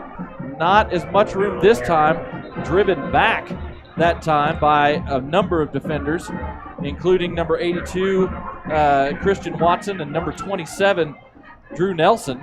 Only a gain of 3 yards out to the 33-yard line, and the referees have stopped play here. One of the things that's happened on the last 2 plays is Josh Nelson has been getting Josh Logan there in the middle of the line, number 50, has been getting such a push. They effectively let him. They literally used what he's been doing against him, and the center and the tackle on the on the right side literally just allowed him to go that way and pushed him in there, and they let the running back go through the hole that he uncovered. And apparently we had a flag dropped, but there is no penalty on the play. But other than that play, Logan's been doing a great job. Yeah. And so the officials are kind of needing to get themselves together a little bit here as well. So a 3-yard gain, 2nd and 3, clock is running, and a play is going to get snapped before. This will be the last play of the quarter. Quick wide receiver screen caught, broken tackle at the 35. Fighting forward up to about the 39-yard line is number 5, Eli Gooch. So that'll be a gain of 6 yards, and that'll set up 3rd and 1 as we end the first quarter. So it's been a back and forth wild first quarter here. Grapevine leads it 14-13 over Creekview. You're listening to Grapevine Mustangs football presented by Classic Chevrolet on Champion Sports Radio. Hey, Mustang fans, have you been meaning to get to the dentist and it just keeps getting pushed back to the list for tomorrow? Well, today, let me introduce you to Dr. Chip Mercer and Fielder Park Dental, where they're creating and restoring beautiful smiles. They're a full-service dental office that provides everything from your basic dental cleanings to more advanced care like implants and Invisalign orthodontics. Online at fielderparkdental.com or call 817-275-4817 for an appointment. Conveniently located in North Arlington, Dr. Mercer's a proud Mustang dad. Fielderparkdental.com or call 817-275-4817. At Academy Sports and Outdoors, we love the sounds of the great outdoors. And that's why we make it easier than ever for you to gear up and have fun out there. Order at academy.com and get free shipping or free curbside or in-store pickup at your Academy store. Plus, get free assembly on most bikes and grills for all the ways you love to play. Make shopping easy with Academy Sports and Outdoors. Free assembly applies to in-store purchases only. Free shipping applies to most orders over $25. We're back to play, and very quickly back to play, and Creekview snaps the ball, and the Mustangs hold them. They stop for no gain on 3rd and 1 at the Creekview 39, as just a great job. One of the Grapevine defenders got into the backfield and nearly made the play. The running back was able to get out of the grass but couldn't get past the line of scrimmage, and Creekview's going to line up to go for this here on 4th and 1 at their own 39. 3 receivers. Now 1 receiver moving into a tight end spot on the left side. 1 receiver on the right. Snap back. Palacio's going to keep this, and he is going to get the first down. Didn't need much. Needed a yard. Got 2 that time as he was able to just lower his shoulder and push his way forward. Making the tackle that time was number 48, Tristan Sneed. But Creekview takes the chance and just gets enough to move the chains. On that previous play, Lathan Wade did a good job almost breaking up the play. Tristan Sneed there able to bring him down, but not before he got between the guard and the center for the Creekview Mustangs and got them a first down. So 1st and 10 at the 41-yard line for Creekview. 3 receivers to the left, snap back, handoff up the middle. Breaking a tackle at the line and then finally getting brought down by Leighton Towery, number 19, at the 44. Only a gain of 3 yards, 2nd and 7. Now Creekview lining up quickly. They're going to bring in the 4 wides in a tight formation. Number 88, the tight end, Noah Sanchez, is in as the H-back. Snap back, handoff. There's going to be a sweep around the right side. Up to the 45, but that's it. 2 big hits that time. Adrian White really did a great job fighting off the block and clogging things up, and then Drew Nelson came in and finished it off for only a 1-yard gain. It looked like he might get into the second level, but about the time it looked like that, as you said, Adrian Nelson came in and said, not so fast. 3rd and 6 now for Creekview at the 45-yard line. 2 receivers to the right, and we're going to have either a false start. Looks like a false start. We had a Grapevine player jump into the neutral zone, but on the far side of the field, the official threw the flag and immediately signaled false start. So this is going to back it up 5 yards and make it 3rd and long here instead of 3rd and intermediate. So we'll see. Coach Castillo pleading his case, like, hey, man, they were in the neutral zone before we had a motion play, but I don't believe he's going to prevail. Yeah, you're never going to talk the officials out of that call. The official, the line judge on the far side immediately signaled false start when he threw his flag. So back it up 5 yards to the 40, and that's going to make it 3rd and 11 now. And this changes the play call for sure. They're going to set up initially in a traditional 4-wide set. Snap back to Palacio. Wide receiver screen. Caught and nowhere to go. Great job by the Grapevine defense of not only getting around blockers, but just completely blowing that play up. We've called his name. That Tyler Mears in there. Drew Nelson again. Also, number 82, Christian Watson floated out there. Just all over that play that time were the Grapevine defenders, and it's going to force a 4th and 11. They're lining up like they're going to go for this. And we'll see if they quick kick. And now, here goes Palacio taking a couple of steps back. Looks like we're going to see a quick kick. Here it comes. They moved the other side. Oh, and now we have a flag. False start.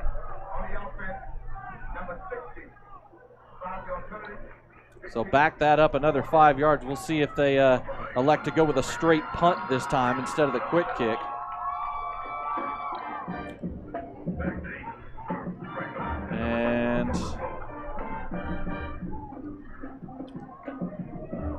And you'd anticipate now at this point at the 32-yard line they wouldn't play any games. That'd be an invitation. Well, Sean Salas is in there as opposed to Garrett Palacio lined up as the quarterback, number 10. He's in there right now. And well, if he stays where he is, it'll be maybe the shortest distance I've ever seen a punter be from the offensive line. I hope the center is prepared. He better not stand up. If he does, he may get it off the back of his helmet. On the previous play, I tell you what really happened that made that play, number 31 for the Mustangs. I have his number here. I'm sorry. Brock Smith, yeah. Yeah, Brock Smith really tied up the wide receiver. Oh, that was him instead of – okay, yeah. He did a great job tying up that receiver on the far side of the field, and that's the receiver that's got to make the play for that play to work. Yep, got to make that block, and he just brought it off. Brock's work tying him up left them nowhere to go. Salas is going to take it and do a little short punt. It's a little short wobbler. It's going to hit in the middle of the field, take kind of a sideways roll, and – get killed at about the 43-yard line. Not much of a punt. Parker Polk was back to receive it, but that thing only went about 20 yards in the air.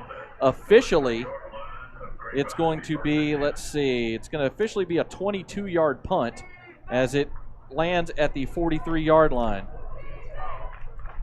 I have seen that before, but the last time I saw that shot, it was with a little dimpled white golf ball that I was hoping would go 150 yards. Little lob so it looks like the pooch kick is a big part of the Creekview kicking arsenal. They tried the same. I mean, I don't know that was on purpose, but they also had a very short initial kickoff. All right, 1st and 10 for Grapevine at their own 43, their worst starting field position of the day. Handoff to Tejada, going around the left side. He got some room around the corner to midfield, flag down immediately on the play. We'll see what that is, but a nice gain by Tejada into Creekview territory at about the 43-yard line. It's a 14-yard run, and it looks like we're going to have an offsides call. Somebody for Creekview was in the neutral zone, so that run is going to stand by Tejada. Great run around the left side as he got the corner of 14 yards, and into Creekview territory already is Grapevine, leading 14-13. Nice run by Tejada around the left side. He went between Cy Owen and Travis Mason, who'd opened a big hole for him. Yep, great job that time, kind of sealing off that left side. Moving the chains now after the penalty was declined. 1st and 10 for Grapevine at the Creekview 43. 2 receivers to the right, single receiver left. Snap back, throw by Berryman. It's caught out the near side. Oh, and slipping and falling on the turf. That was number 17 that time, Sammy Kelly, who made the catch, and as he tried to cut up field, just slipped. Feet went out from under him. Still a solid gain of 6 yards, down to the 37, 2nd and 4. 2 receivers right, single receiver left. Shotgun snap back. Play action. This time, Walker's going to – no, is this Mercer in the game? Yes, it is Colt Mercer in the game. We knew we were going to see him tonight. He little play action fake and took it up the middle, got a 3-yard gain on the quarterback draw, sets up 3rd and 1 as Mercer is now in on this series, taking the snaps. This time coming out, single receiver to each side, kind of a tight formation. Handoff to Tejada up the middle, inside the 30, inside the 25, breaking arm tackles, inside the 20, still going, inside the 10, and all the way down to the 7-yard line. Caleb Tejada just spinning and ripping through arm tackles for a fantastic gain, setting up 1st and goal at the 7-yard line, and quickly Grapevine lining up. Shotgun snap back. Handoff to Tejada, trying to pick his way through, and he's going to get into the end zone for the touchdown. Back-to-back runs from Caleb Tejada finish off the drive, and Grapevine extends their lead. The first of the 2 plays that got him to 27 yards was again between Owen and Mason. And then on the second play that went the last 7 yards, he's like, well, I'll just scoot over one gap, and he went between Mason and Beckwith there on the left-hand side. And between the 3 of them, they get in the 34 yards for the touchdown. He is shifty, he is quick, and he's stronger than he looks for his size. And Grapevine is now up a full touchdown with the extra point to come. Snap is back. The extra point is up. And the kick is good. This time, J.D. Rice punches it through again. 21-13, now Grapevine, 7:15 to go here in the first half. You're listening to Grapevine Mustangs football, presented by Classic Chevrolet on Champion Sports Radio. This is Josh Brown, owner of Cryo Nation in Grapevine and official cryotherapy provider for our Mustangs. Are you dealing with pain, soreness, or inflammation? Do you want to recover faster? Are you trying to lose weight, tighten, tone, firm the skin? Do you want to sleep better and have more energy?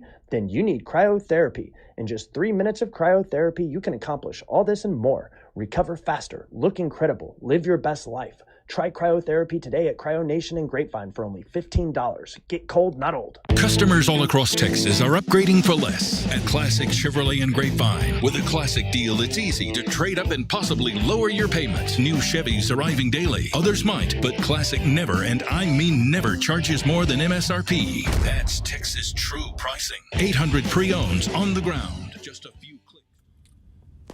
Catch Carnes and Coach each Monday at 6:30 p.m., presented by the Kimisod Realty Team, on your home for GCISD live sports broadcasts, Tradio.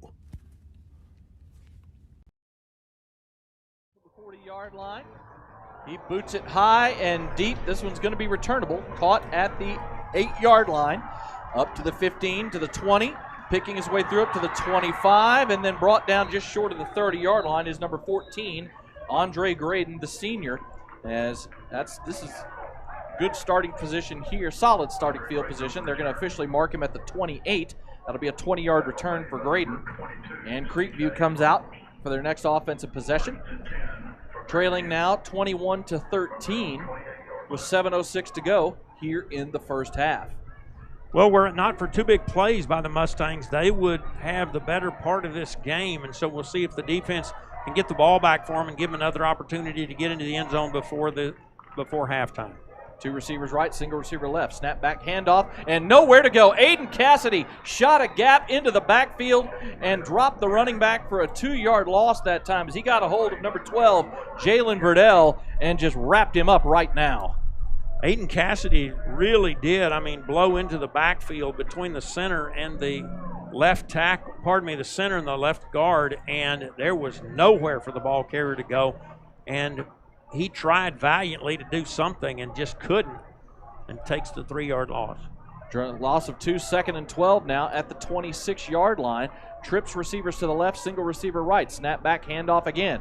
Dodging a tackler in the backfield and getting out into the second, past the line of scrimmage a little bit for a little bit of a gain. Once again was Jalen Verdell.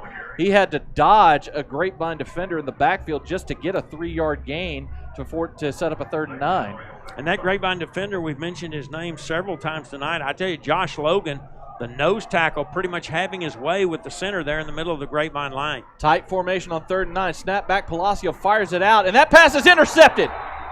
Palacio tried to force it that time, and making the pick as he was all over on the coverage is number 31, Brock Smith, who is continuing to make plays in this secondary for Grapevine. It started against Northwest last week.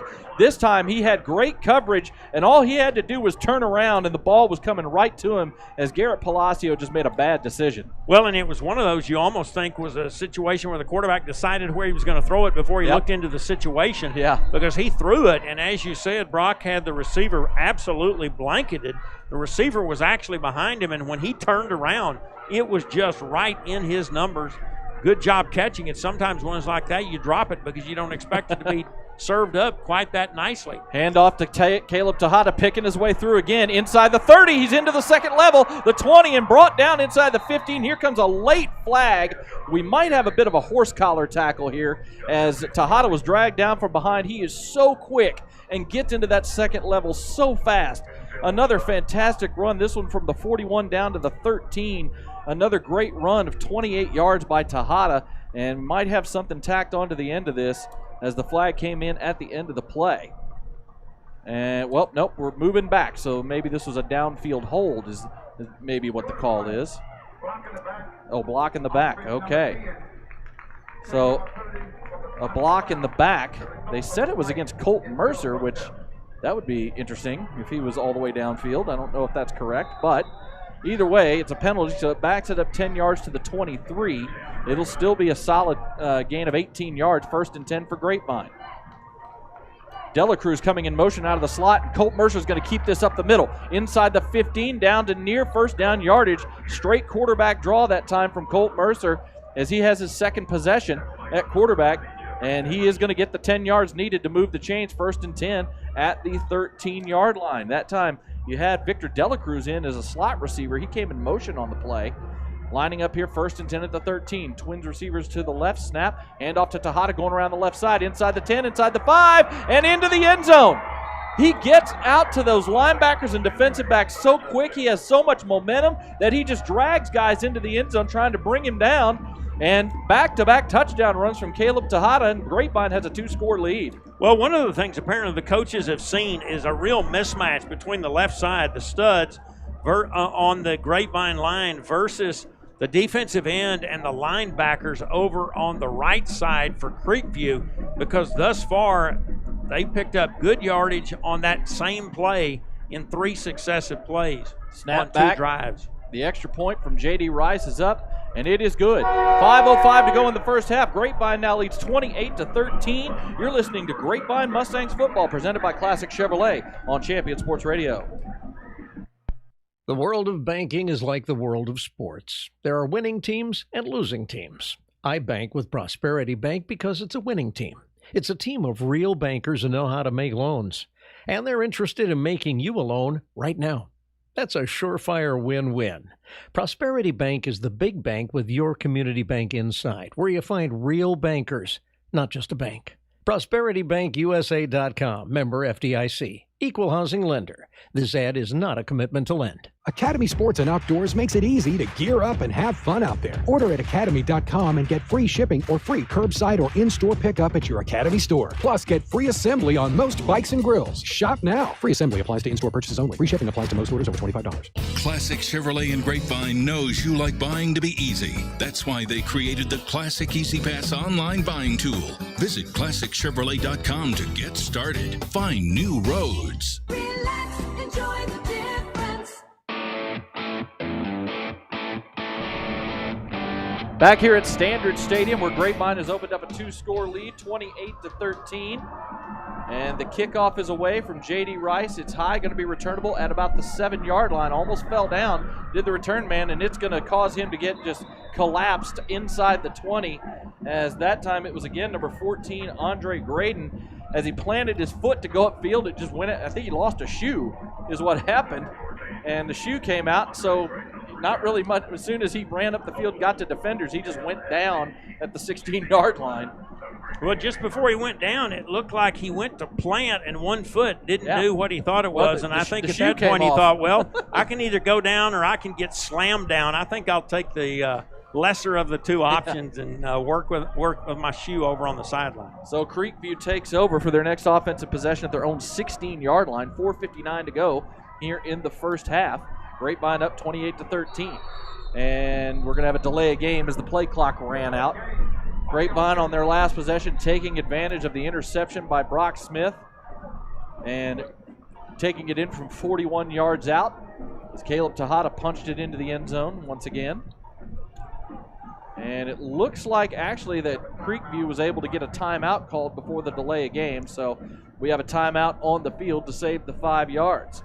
Thank you to Nick Bass and Greenleaf Roofing for your support. Greenleaf Roofing is DFW's preferred roofing company and the official roofing company of Champion Sports Radio. Family owned and operated, Greenleaf Roofing is the #1 choice. Catch Carnes and Coach each Monday at 6:30 p.m. presented by the Kemasad Realty Team on your home for GCISD live sports broadcasts, Tradio.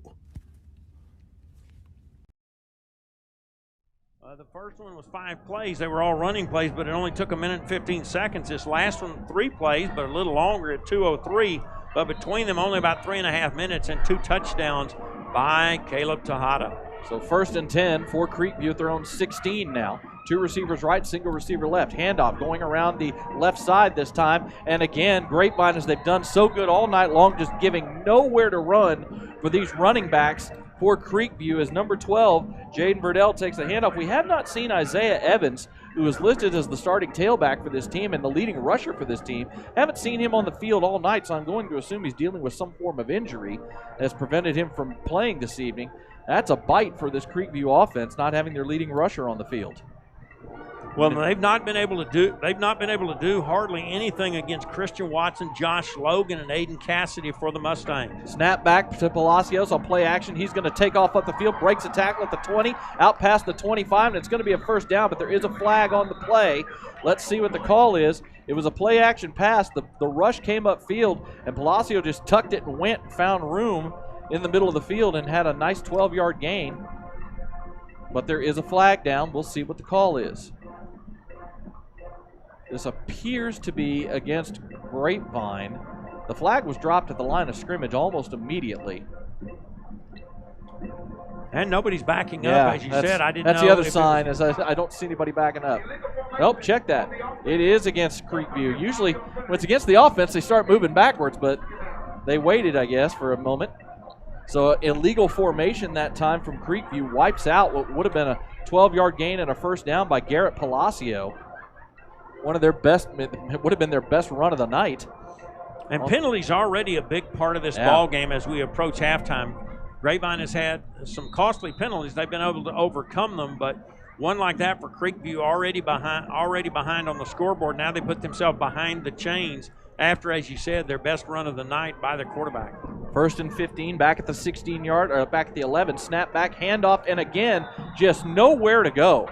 Looks like they're going to give him forward progress to about the 18, or excuse me, about the 13 for a 2-yard gain as Verdell, as he got through the line, just got stood up past the line of scrimmage. I did not get a number on who was in on the tackle on that play, but just once again, great job by Grapevine on defense, and it's now 3rd down and 13 at the 13-yard line. 3 timeouts still left for Grapevine. They're bringing the blitz. Deep pass by Palacio, but a miscommunication as the receiver, I believe that was, once again, they were trying to hit number 10, Sean Salas, on a deep route up the seam, and that time, for whatever reason, he cut his route off, and Palacio let it fly, and there wasn't anybody within 5 yards of it when it landed. Yeah, the ball landed at about the 45-yard line. The receiver stopped running at about the 32 or 33, and somebody forgot to tell him you can't P for K in a UIL game. So that ends up going as an incomplete pass, and it looks like Palacio will come back for another punt, but Grapevine should get great field position. Oh, even better than we anticipated. Oh, wow. That ball hit at the line of scrimmage and is bouncing back, and it's now on the ground. Now the question will be if the Grapevine player hit it. It did. And it did. It looked like it might have been tremendous fortune. Palacio kicked it off his shin instead of off his foot, and it went straight up in the air like it was a sand wedge shot. It actually was rolling behind where the line of scrimmage was. That's just a mental mistake by Grapevine. There's no need to get anywhere near that ball. Sean Salas is the one who's in there as the kind of the short punter, but that gives Creekview the ball again, 1st and 10 at their own 11. This time, wide receiver screen. Short gain there as they get the pass completed to Isaiah Fuller, number 4, the sophomore. Gain of a 3 out to the 14, but that punt was going to be for none yards, and it actually would have been a negative yardage punt the way it was bouncing. But one of the Grapevine players went up, and I think he either reached down for it or it hit off his leg, and that's a live ball. And one of the things that happened there is I think he couldn't decide. It looked like he might catch it on the first bounce after it hit the ground. There's no decision to make there. That's the thing, is there shouldn't have been a decision. You just get away from that ball at that point. And I'm confident that's what the coach is going to tell him. I think his eyes got big. He thought perhaps he might be able to pick it up and run. If it bounced one more time and run in for a touchdown. Unfortunately, it took an odd bounce, as is sometimes the case on one that's already knuckling like that one did. It hit him in the shin, and heads-up play by one of the Creekview defenders who was right there, probably the same one that had his eye on making sure he didn't get into the end zone.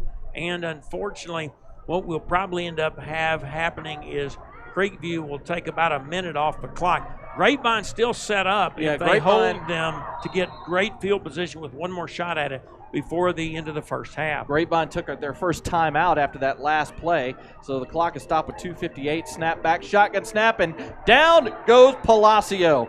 As that time, you called his name a bunch of times tonight, number 50, big man Josh Logan, the nose tackle, came in, got into the backfield, forced Palacio out, and brought him down for the sack. A 2-yard loss back to the 12. Sets up 3rd and 9. The clock continuing to run here. I'm a little surprised that Grapevine is not taking their second timeout, but 2:30 and counting. They're letting this one run. Looks like they're going to save the timeouts for the moment. 3rd and 9, tight formation with 2 receivers to each side for Creekview. Snap is back to Palacio. Looking down the field, they're setting up a screen pass. It's caught, but he slips down. Nice job that time with a good open field tackle by Brock Smith as he fought off the block and made the tackle at the 18-yard line. It's a gain of 6, but it's 3 yards short of the first down, and Grapevine calls their second timeout. And they do a nice job defending the screen pass there. A good job keeping that receiver that's out in the flat to make that block that is designed to spring the other receiver catching the screen pass. Brock Smith he's done that twice tonight where he's fought off the block and forced the receiver back inside. That time he actually made the tackle and wrapped him up. Brock Smith just doing a fantastic job there on the outside. And Grapevine got to be licking his chops based on what we've seen out of the Creekview punting game. A long punt tonight would take it 20 or 30 yards if you look at the net so far. So I would think it would be very possible that Grapevine's going to have another shot at the end zone here before the half ends, probably with about 2 minutes to play, somewhere near midfield at best. Yeah. At the longest. That time, just give credit also to the Grapevine defense after the mental mistake on the shanked quick kick punt on the last set of downs, coming in and immediately forcing another 3 and out to still give their offense a chance to get another touchdown on the board here. Sean Salas back for the quick kick this time. He steps up a little forward. Now he backs up again to about the 10, taking about an 8-yard drop. This time he gets an end-over-end kick. It goes over the head and rolling, not much of a roll back to the 46 as Cameron Wagner, the defensive back, was back there just in case it was really short. But it rolls dead at the Creekview 46-yard line, where going to end up being a 23-yard punt that time for Salas. But Grapevine, with 2:02 to go and still a timeout left in their pocket, takes over again in plus territory and with an opportunity to extend this lead. One of the things that's going to be tough for Creekview throughout the season is it appears to me they really don't have a punter. And that flips the field in the opponent's favor, and we'll take it. Little pop pass here this time, coming around the right end. A lot of room for Drew Kelly. He takes it inside the 30, inside the 25, cutting back to the middle of the field. Now running to the far side, Sammy Kelly, inside the 20, and finally getting brought down at the 16-yard line. It's going to be a 30-yard gain for Sammy Kelly as that little pop pass jet sweep action went around the right side. He had room and ran all the way back across the field for a gain of 30 to the 16. Nice job doing what the defense allowed him to do once the defense caught up with him, if you will, to pick up some additional yards. Snap back, handoff up the middle, picking his way through inside the 10. Tejada making guys miss inside the 5 and finally gets brought down at the 4-yard line. It's a gain of 12. Number 2, Jordan Crane, finally able to bring down Caleb Tejada, and it's 1st and goal for Grapevine as they've stopped the clock to move the chains here. 1:25 now. The clock restarts. Quickly moving is Grapevine, and now they're going to let the play clock run a little bit here with 1st and goal. They still have a timeout left, so now you have an opportunity to kind of run a lot of the time off the clock here, and that's what they're trying to do. Colt Mercer in at quarterback, snap back, handoff up the middle. Velasquez this time in at tailback. He gets inside the 3 down to about the 2. That's Victor Delacruz, number 5. And as you said, not really in a huge hurry on the previous play. Tejada with another run there on the left side. The left side of the stud is just collapsing that right side of the defensive end of defensive line of Creekview. 2-yard gain, and this time Delacruz takes it again, and he punches it into the end zone. So Victor Delacruz comes in, gets the last 4 yards, and gets himself another touchdown.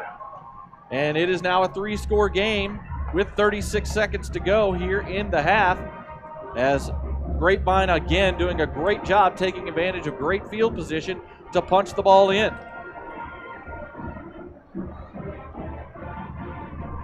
36 seconds to go here in the first half. J.D. Rice on for the extra point, waiting. Had somebody didn't have their helmet on, so last player running in for Grapevine. Rice now setting up for the extra point. Snap is back, kick is up, and the kick is good. 35-13 Grapevine, 36 seconds left to go. We'll take a quick break. You're listening to Grapevine Mustangs football presented by Classic Chevrolet on Champion Sports Radio. Living in North Texas provides all of us with an amazing quality of life, including an affordable cost of living, outstanding schools, unbelievable cultural opportunities, and the best sports around. But we also have to put up with severe storms. Hi folks, Champion Sports Radio President and Founder Thomas Lee here to tell you when a hail or windstorm comes through your neighborhood, do what we did and call Greenleaf Roofing. Greenleaf Roofing is a fully insured, locally owned and operated company built on the values of amazing craftsmanship, affordable options, and innovative solutions. And they are proud that those values still stand as a foundation for their business today. And did I mention Greenleaf Roofing has 24-hour emergency service available? It's nice to know Greenleaf Roofing will be there in a hurry if you need them. After the first experience, I became a customer for life and have used them on 3 different homes. But don't just take my word for it. Learn about the Greenleaf Roofing difference yourself by calling them at 972-379-9109 or go online to Greenleaf. Set it.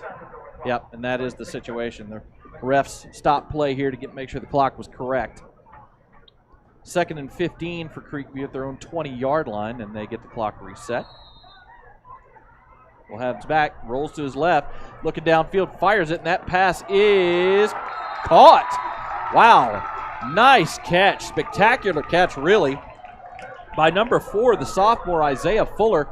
A diving catch with a defensive back, number 21 Adrian White, literally right on him. The coverage was fantastic, but man, what a catch by Fuller to get that ball out to the 44-yard line, and a timeout has been called by Creekview with 29 seconds left. And often on that play, the question is going to be whether or not with it that low, a receiver can actually get his arms under it without having to allow a little bit of a bounce off the turf to catch the football. Obviously, we don't have instant replay here. Yep. However, great catch by Fuller. Yep, that's just great effort and fantastic coverage by Adrian White as well. 1st and 10 at the 44-yard line. Coverage over on the far side. Savion Shockley was on the slot reception, but he's able to knock it down, forcing snap back to Palacio. He takes a drop. Looking downfield, backing up as he throws. He gets Gordon Crane, but man, again, another great effort. That very, very nearly got to Palacios, and he had to make it possible for there to be a catch. So excellent defense by Cass. A flag. The sack was made by number. As he swung around his face mask, we'll see. Well, the flag was thrown, thankfully, and seems like he is okay coming off the field. I don't know if maybe they thought it was a horse collar. I didn't see him get up around the collar of the shoulder pads and pulled him down, and he thought it was a face mask. I'm not sure. I'll tell you what, as somebody who a great distance away. Well, the officials wave off whatever they were going to call, and so timeout is called by Grapevine. It's their last of the first half with 8 seconds left. Thankfully, it looks like Palacio. The timeout will also allow Palacio to come back. Sneed. Yeah, great first step by Tristan Sneed. One of the linemen tried to slip back and get him. He could tell he was a locomotive headed down the track. He wasn't able to. He thought he was going to try to chip him a little bit and keep him off of Palacio, but by that point, Sneed was just too deep into the play. He reaches out an arm and gets it up around his shoulder pads and alters the direction. Palacios was able to defensive side of the ball for Creekview could really react to it to keep him from doing any damage. 8 yards on the 8-yard loss on the sack. 4th and 18 now back at the 36. Creekview has the offense with Palacio on the field. They put 4 section run that time by Sean Salas as they got the blocks they needed. The best job they've done all night on a wide receiver screen. Sean Salas has got some size to him too. And that time he was able to break tackles and get all the way down to the Grapevine 38 as they stop the clock with 4 seconds left. And timeout is called by Creekview. It's going to be their last of the half as they're going to set up a final play here 4 seconds as well and got all the way down to the 39-yard line of Grapevine. Let's see, I'm trying to do some quick things. You can bet that the defensive coaches on Grapevine are going to say is free. Showed some skill as a running back there, too. Once he caught the ball, he wasn't in open field. At the 39, Palacios takes the snap. He's going to fire one deep up the sideline, and that's Nelson was over the top as the safe plays after those first couple of possessions for Creekview. And as I scroll up to make sure I get my sponsors in here, the Prosperity Bank halftime show. You'll be able to listen to the Grapevine Band and be in Sports Radio. It's sundown in Texas, and the Mustangs are herding up.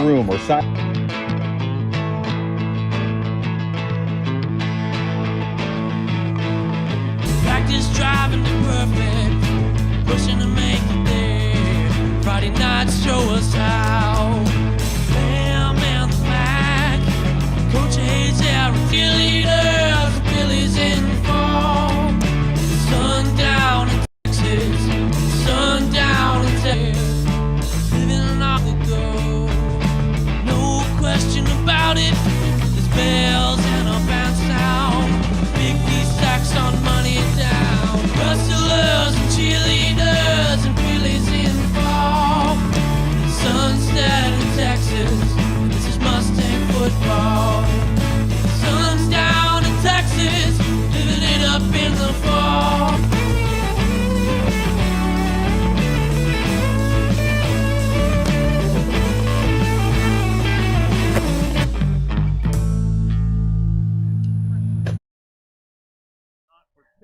Two big plays and then one there at the end with so little time, it probably wasn't going to matter.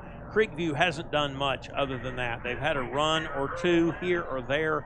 Mentioned about the disparity in the 3 preseason games. It provided the offense the opportunity, and really impressive running behind the left side of the stud. Exploited it throughout the last 7 minutes, and that exploitation. You know, the first 3 weeks of the season, but tonight, they are all over it, and the secondary is doing their job as well. They've done a fantastic. The Creekview offense, it's basically been about 2 plays in the first half where Sean, and outside of that, their offense just has not been able to do much with the ball. And a lot of that has to do, and we've mentioned it several times tonight, Josh Logan, the senior there in the middle of the line, has really, sorry, I lost my place here. We had Aiden Cassidy, and we also had Tristan Sneed provide pressure from both the left, and he can play with a lot of confidence when it knows that the big guys up front are going to be putting a lot of pressure on the quarterback. So that's made all the difference in the world if what we're seeing is the punting game that they've got, because it's been suspect at best. Right now, what we're going to do is we're going to take you down to the field and let you listen. You can see the band on the video portion of the broadcast here. We're going to let you see on this Thursday night, and big games happening tomorrow around the Dallas-Fort Worth area. You're listening to Grapevine Mustangs football present. Grapevine High School is proud to present drum majors Lisa Barrington, Dia Delicate, Abigail Inslee,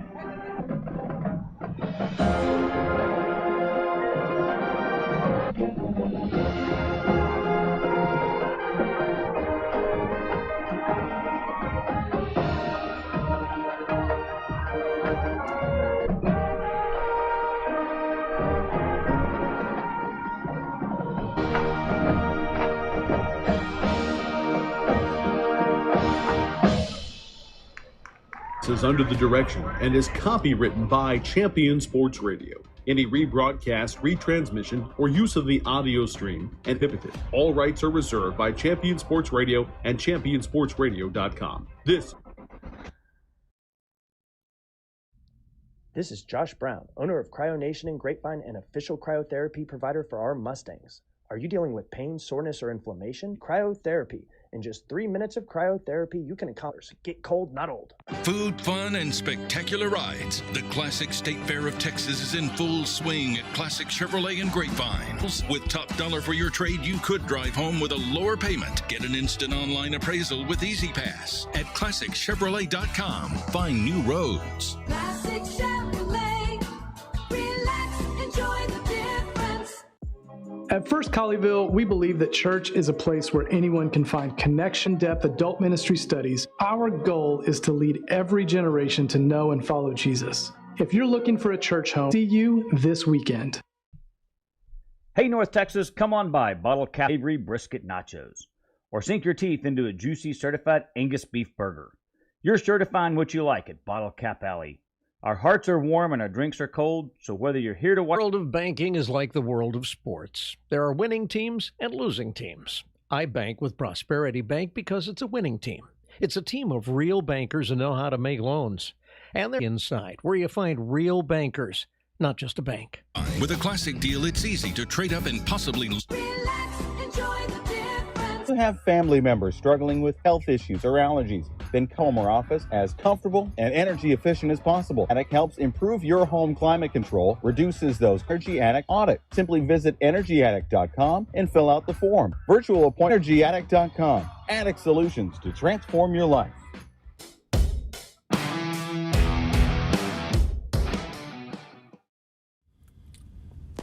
Catch Carnes and Coach each Monday at 6:30 p.m. Presented by the Kim Assad Realty Team. And at this time, we're going to catch you up with some scores from around. Not a lot of action happening around the area tonight. The Creekview Mustangs drill team and band on the field right now, about to do their halftime routine. But it's Vikings, who almost 2 weeks ago, blew out this Creekview Mustang team 51-21. Right now has a 20-0 lead in the second quarter over Richardson High School. OE taking place tonight over at Pennington Field in Bedford. And it's all Trinity Trojans as Trinity leads their field. Over at Birdville Stadium tonight, the Halton Buffaloes are down big to the Weatherford Kangaroos. It is 40-14 Weatherford at the half. Denton Ryan up 14-3 in that one. Lake Dallas on the road taking on Liberty High School out of Frisco ISD. I've lost track of how many high schools Frisco has. It's crazy. But right now, Liberty High out of Frisco is up on Lake Dallas 20-10. That ball game they're tied 21-all at halftime. Right now, Newman by Carrollton Creekview. We told you about that. Timberview leads Joshua. That game in the second quarter, something COVID related. But North Garland. And there's a few other games taking place tonight. We just don't have scores for. But action, obviously, as per usual, is going to take place. Approved Little Elm squad tomorrow will travel to Prosper High. Battle for the Mound basically is at Marauder Stadium to take on High School out of Frisco. An Inter-Frisco at Coppell. Arlington Martin, one of the better teams in 6. Rockwall Heath out in Rockwall tomorrow night. Fossil Ridge out of Keller taking on Northwest East. Hang with South Lake Carroll tomorrow night. We saw them a few weeks. A couple of games that you can hear on Champion Sports Radio on Sam Houston. And South Grand Prairie will be here on the scoreboard update. We'll take another break. Radio. From an engaging kids ministry to a high energy and follow Jesus. If you're looking for a church home, see you this weekend. We created the Classic Chevrolet and even get approved for financing. Relax. Find new roads. I'm also the owner of Brown Chiropractic Center, which has served the Grapevine community. I'm also a proud supporter of the Grapevine High School football cryotherapy provider for our Mustangs. Are you dealing with have more energy? Then you need cryotherapy. In just 3 minutes of cryotherapy, $15. Get cold, not old. Customers all across Texas are upgrading for less at Classic Chevrolet and Grapevine. With a Classic deal, it's ERP. That's Texas true pricing. 800. Chevrolet.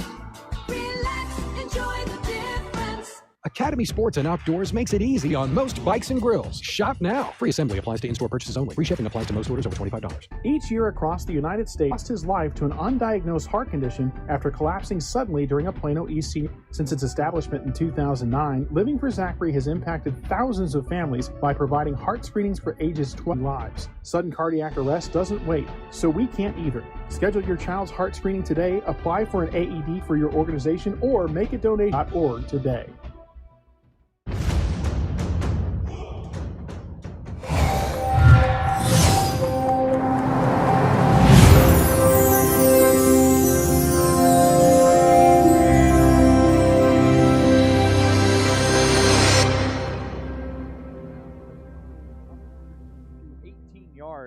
For Creek been efficient.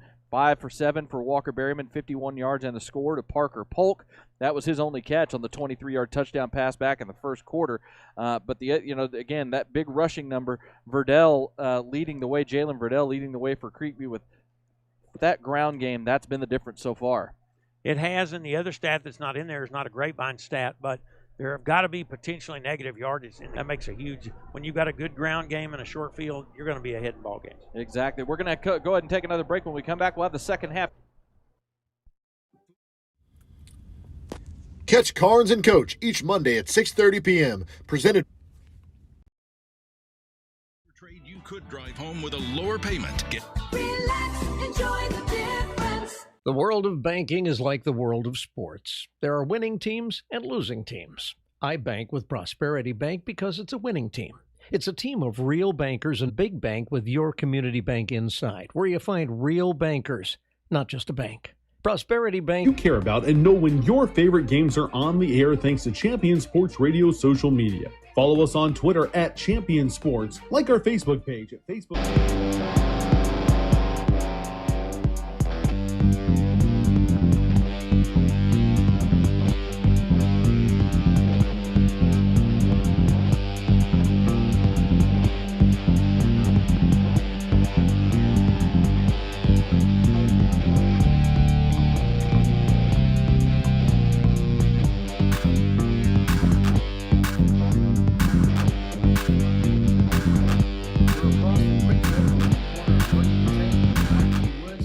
To invite you to come see us.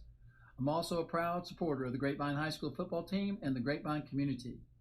Go Mustangs! At Academy Sports and Outdoors, we love the sounds of the great outdoors. And that's why we make it easier than ever for you to gear up and have fun out there. Order at academy.com and get free shipping or free curbside or in-store pickup at your Academy store. Plus, get free assembly applies to in-store purchases only. Free shipping applies to most orders over $25. Classic Chevrolet in Grapevine has been named Regional Buying Center for pre-owned vehicles in Texas. 2,000 vehicles will be purchased, all makes and models. With an amazing quality of life, including an affordable cost of living, outstanding schools, unbelievable cultural opportunities, and the best sports around. But we also have to put up with severe storms. Hi folks, Champion Sports Radio President and Founder Thomas Lee here to tell you when a hail or windstorm comes through your neighborhood, do what we did and call Greenleaf Roofing. Greenleaf Roofing is a fully insured, locally owned and operated company. And did I mention Greenleaf Roofing has 24-hour emergency service available? It's nice to know Greenleaf Roofing will be there in a hurry if you need them. After the first experience, I became a customer for life and have used them on 3 different homes. But don't just roofing.com to find out how you can get your free quote. Greenleaf Roofing, the #1 choice for all your roofing needs.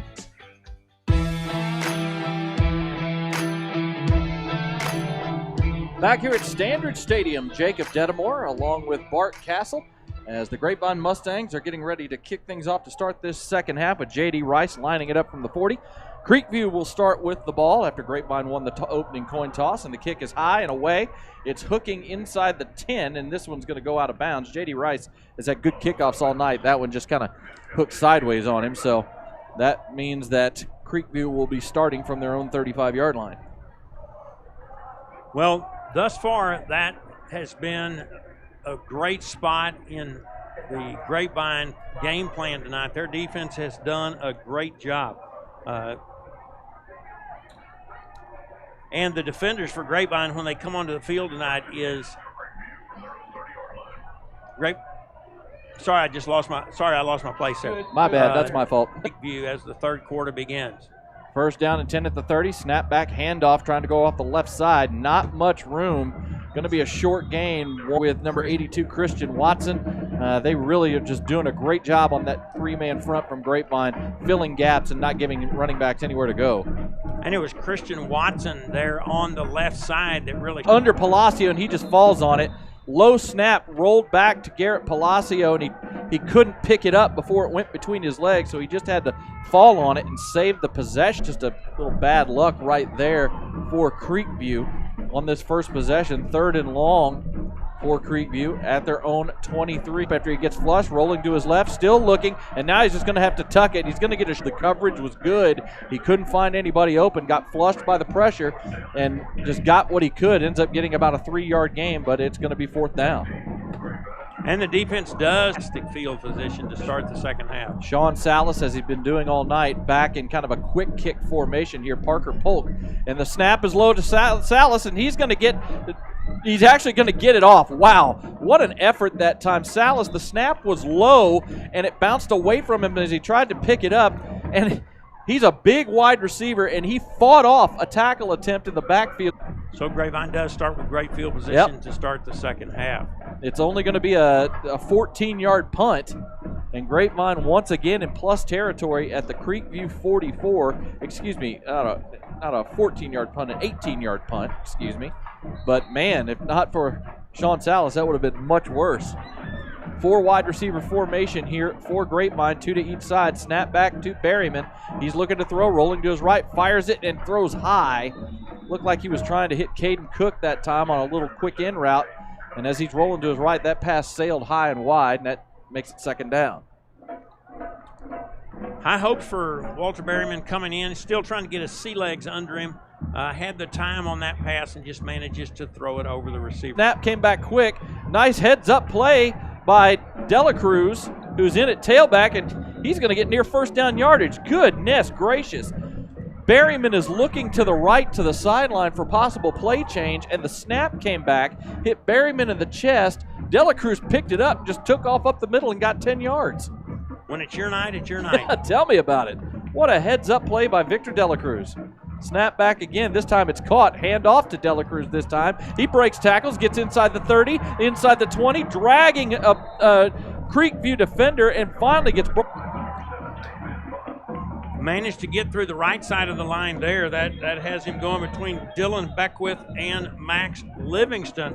A great job by the two of them to open up a hole. Tejada gets through it, and as he's done on several runs tonight, even after he had 2 or 3 defenders on him, he managed to pick up an additional 6 or 7 yards. We have a player hurt for Creekview, so play has been stopped as the trainers come on the field. Didn't see who it was who went down for Creekview. After those back-to-back runs by Delacruz, checking into the ballgame at tailback is senior number 24, Brody Day, 5'8", 145 pounds. He was lining up to take the next snap at tailback. But, man, I tell you what, Victor Delacruz got that touchdown in the first half on the 2-yarder after a couple nice runs from Tejada in the second quarter. But what an effort, to save a completely busted play by picking up the fumbled snap.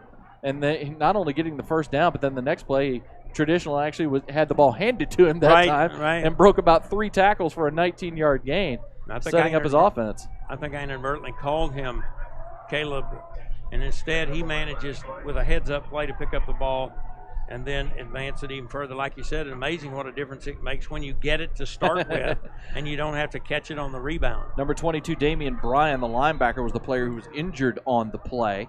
And now coming in after the timeout, Delacruz is back into tailback. He's up and driven backwards, but man, the blitz worked effectively that time for Creekview. And when you hear somebody talking about, chipping at a defender, that's really all that he could do, and that's all he had to do to keep it there from being a sack. 2nd and 8, snap back 7 before he's stopped by the Creekview defense, but it's going to be a gain of 5 yards to set up a third linebacker. But a nice run by Delacruz as it was stopped up the middle, and he bounced it off the left inside. Oh, tripped up. He's going to get the first down, but man, he got enough yardage to move the chains and make it 1st and goal. Traditional 4-wide set. The far corner up and making the catch. Yes, no, what is the call? Incomplete. Wow. It looked like Caden Cook, number 7, had gone back and wide receiver, and he was able to get a hand in there and basically just rip it away from Caden Cook and knock it to the turf. Well, it initially went over Files' head, but he did a great job once it was over his head, turning around and getting to it. Snap back, handoff to Dela Cruz, and he is just driving forward. Darian Radford, the defensive lineman, and now Dela Cruz is down. He was kind of getting twisted around as he was trying to fight his way to the goal line. He got stopped a yard short, and he had a big man on his back with number 52, Darian Radford. And Dela Cruz is now down on the turf. As they attend to him, we'll go ahead and take a quick break here. 7:28 to go in the third quarter. Grapevine leads 35-13. This is Grapevine Mustangs football, presented by Classic Chevrolet on Champion Sports Radio. Hey folks, it's Dorian Menace. Generals, save time online and purchase with Easy Pass. It's easy. Find your vehicle, value your trade, set your terms, and even get approved for financing. Road credit. Find new roads. Hey, North Texas, come on by Bottle Cap Alley in Grapevine. We're newly renovated and now a full-service restaurant. Bottle Cap offers all your favorites like at Bottle Cap Alley. Our hearts are warm and our drinks are cold, so whether you're here to watch the game or just popping in for a quick bite, we're always happy to see you. By the training staff for Grapevine, unfortunately for him, because he was having a magnificent drive. Checking in now is Colt Mercer at 6, Keegan Courtney, who was in it, and he got hit at the line and tried to push his way into the end. Was a third down play just now. Got right to the goal line, and the phrase stood up as Chamara managed to just hold the line straight up. And right now we've got Colt Mercer, a shotgun snap back, and Mercer in the pistol, and it just took too long to happen. Creekview was for a 3-yard loss. So Creekview, Grapevine started in great field position at the 44. It took a lot of time off the clock, about 5 minutes, 4.5, 5 minutes. They get stopped on downs inside the 5-yard line. Grapevine was really very little to lose there. They're well ahead of an opponent that they've got overmatched. Certainly would love to make the fourth down, but now potentially they can flip the field and get the ball back with great field position a second time. Snap back to Palacio on first down. He's looking deep, and he's going to get sacked. Is it going to be a safety? No. Palacio was able to use that big body of his and lean his way out of the end zone, but it is a sack back at the 1-yard line. I believe that was Aiden Cassidy again who came in and got the sack that time. Almost was a safety, but Palacio saved it with that big body of his down at the 1. And we've been talking about it. I've been talking about it all night. Josh Logan continues to create problems in the middle. He and Christian Watson set it up. So that time, Sean Salas, who's having a huge game tonight for Creekview, caught that wide receiver screen, got into the open field, up the sideline, all the way out to the 34 for a first down after a 33-yard gain. Creekview gets out from the shadow of their own goalpost with that big play. Well, you mentioned earlier, Salas is a big wide receiver. He is significantly bigger than anybody playing on him in the secondary, and so when he gets open, he's a load. And that time Palacio took the snap, I think was going to try and go up top to Salas, but got flushed, and as he started to run forward, just kind of lost his footing and fell down. He ended up with a gain of about 2 yards, so it's not a sack, but the pressure once again getting to Palacio and forcing him to tuck the ball and go away from what he was looking for. He was definitely looking up the near sideline looking for to throw it to him. And they were trying to set up a wide receiver screen on the far side that time, and that ball slipped out of the hands of Palacio and skipped into the wide receiver Jordan Crane. That one just had no shot there, so incompletion makes it a pretty good size advantage over any of them. And a couple of times they've taken advantage of it. 3rd and 8 now for Creekview. Their own running play basically, and Grapevine is all over it. And I do mean all over it. Coming up that time to make the tackle, number 25, Hunter Lasher. He read it immediately. It was essentially like a modified toss sweep is what it was, as they threw it backwards. And he was able to get back to the line of scrimmage, but that was it. 4th and 8 now for Creekview. As he came around behind the quarterback, stayed with him the entire way, and just made it impossible for that play to do. 24, best effort from that perspective tonight's going to 23-yard line. Since its establishment in 2009, Living for Zachary has impacted thousands of families by providing heart screenings for ages 12 to 22, donating AEDs to youth-based organizations, and training community members in the use of CPR, all with the goal of saving lives. Sudden that could change a life forever. Together, we can give our children's hearts a second chance. Join the movement to save young hearts at livingforzachary.org today. And I'm starting to wonder if maybe there has been an injury to Caleb Tejada, because Parker Polk is now at tailback. Snap back to Berryman. They're going to swing it to Polk, and he's going to get dropped for a loss, as that was an excellent read by the Creek defensive lineman. He floated out, read that wide receiver screen immediately, and dropped Polk for a 6-yard loss. 2 snaps. Berryman takes a snap, throws it out, and that one skips in as he was trying to hit Savion Shockley, who's in the game at wide receiver. That one just must have slipped out of his hands as it just skipped into Shockley. It would have been a nice little gain out near the 25, if not more.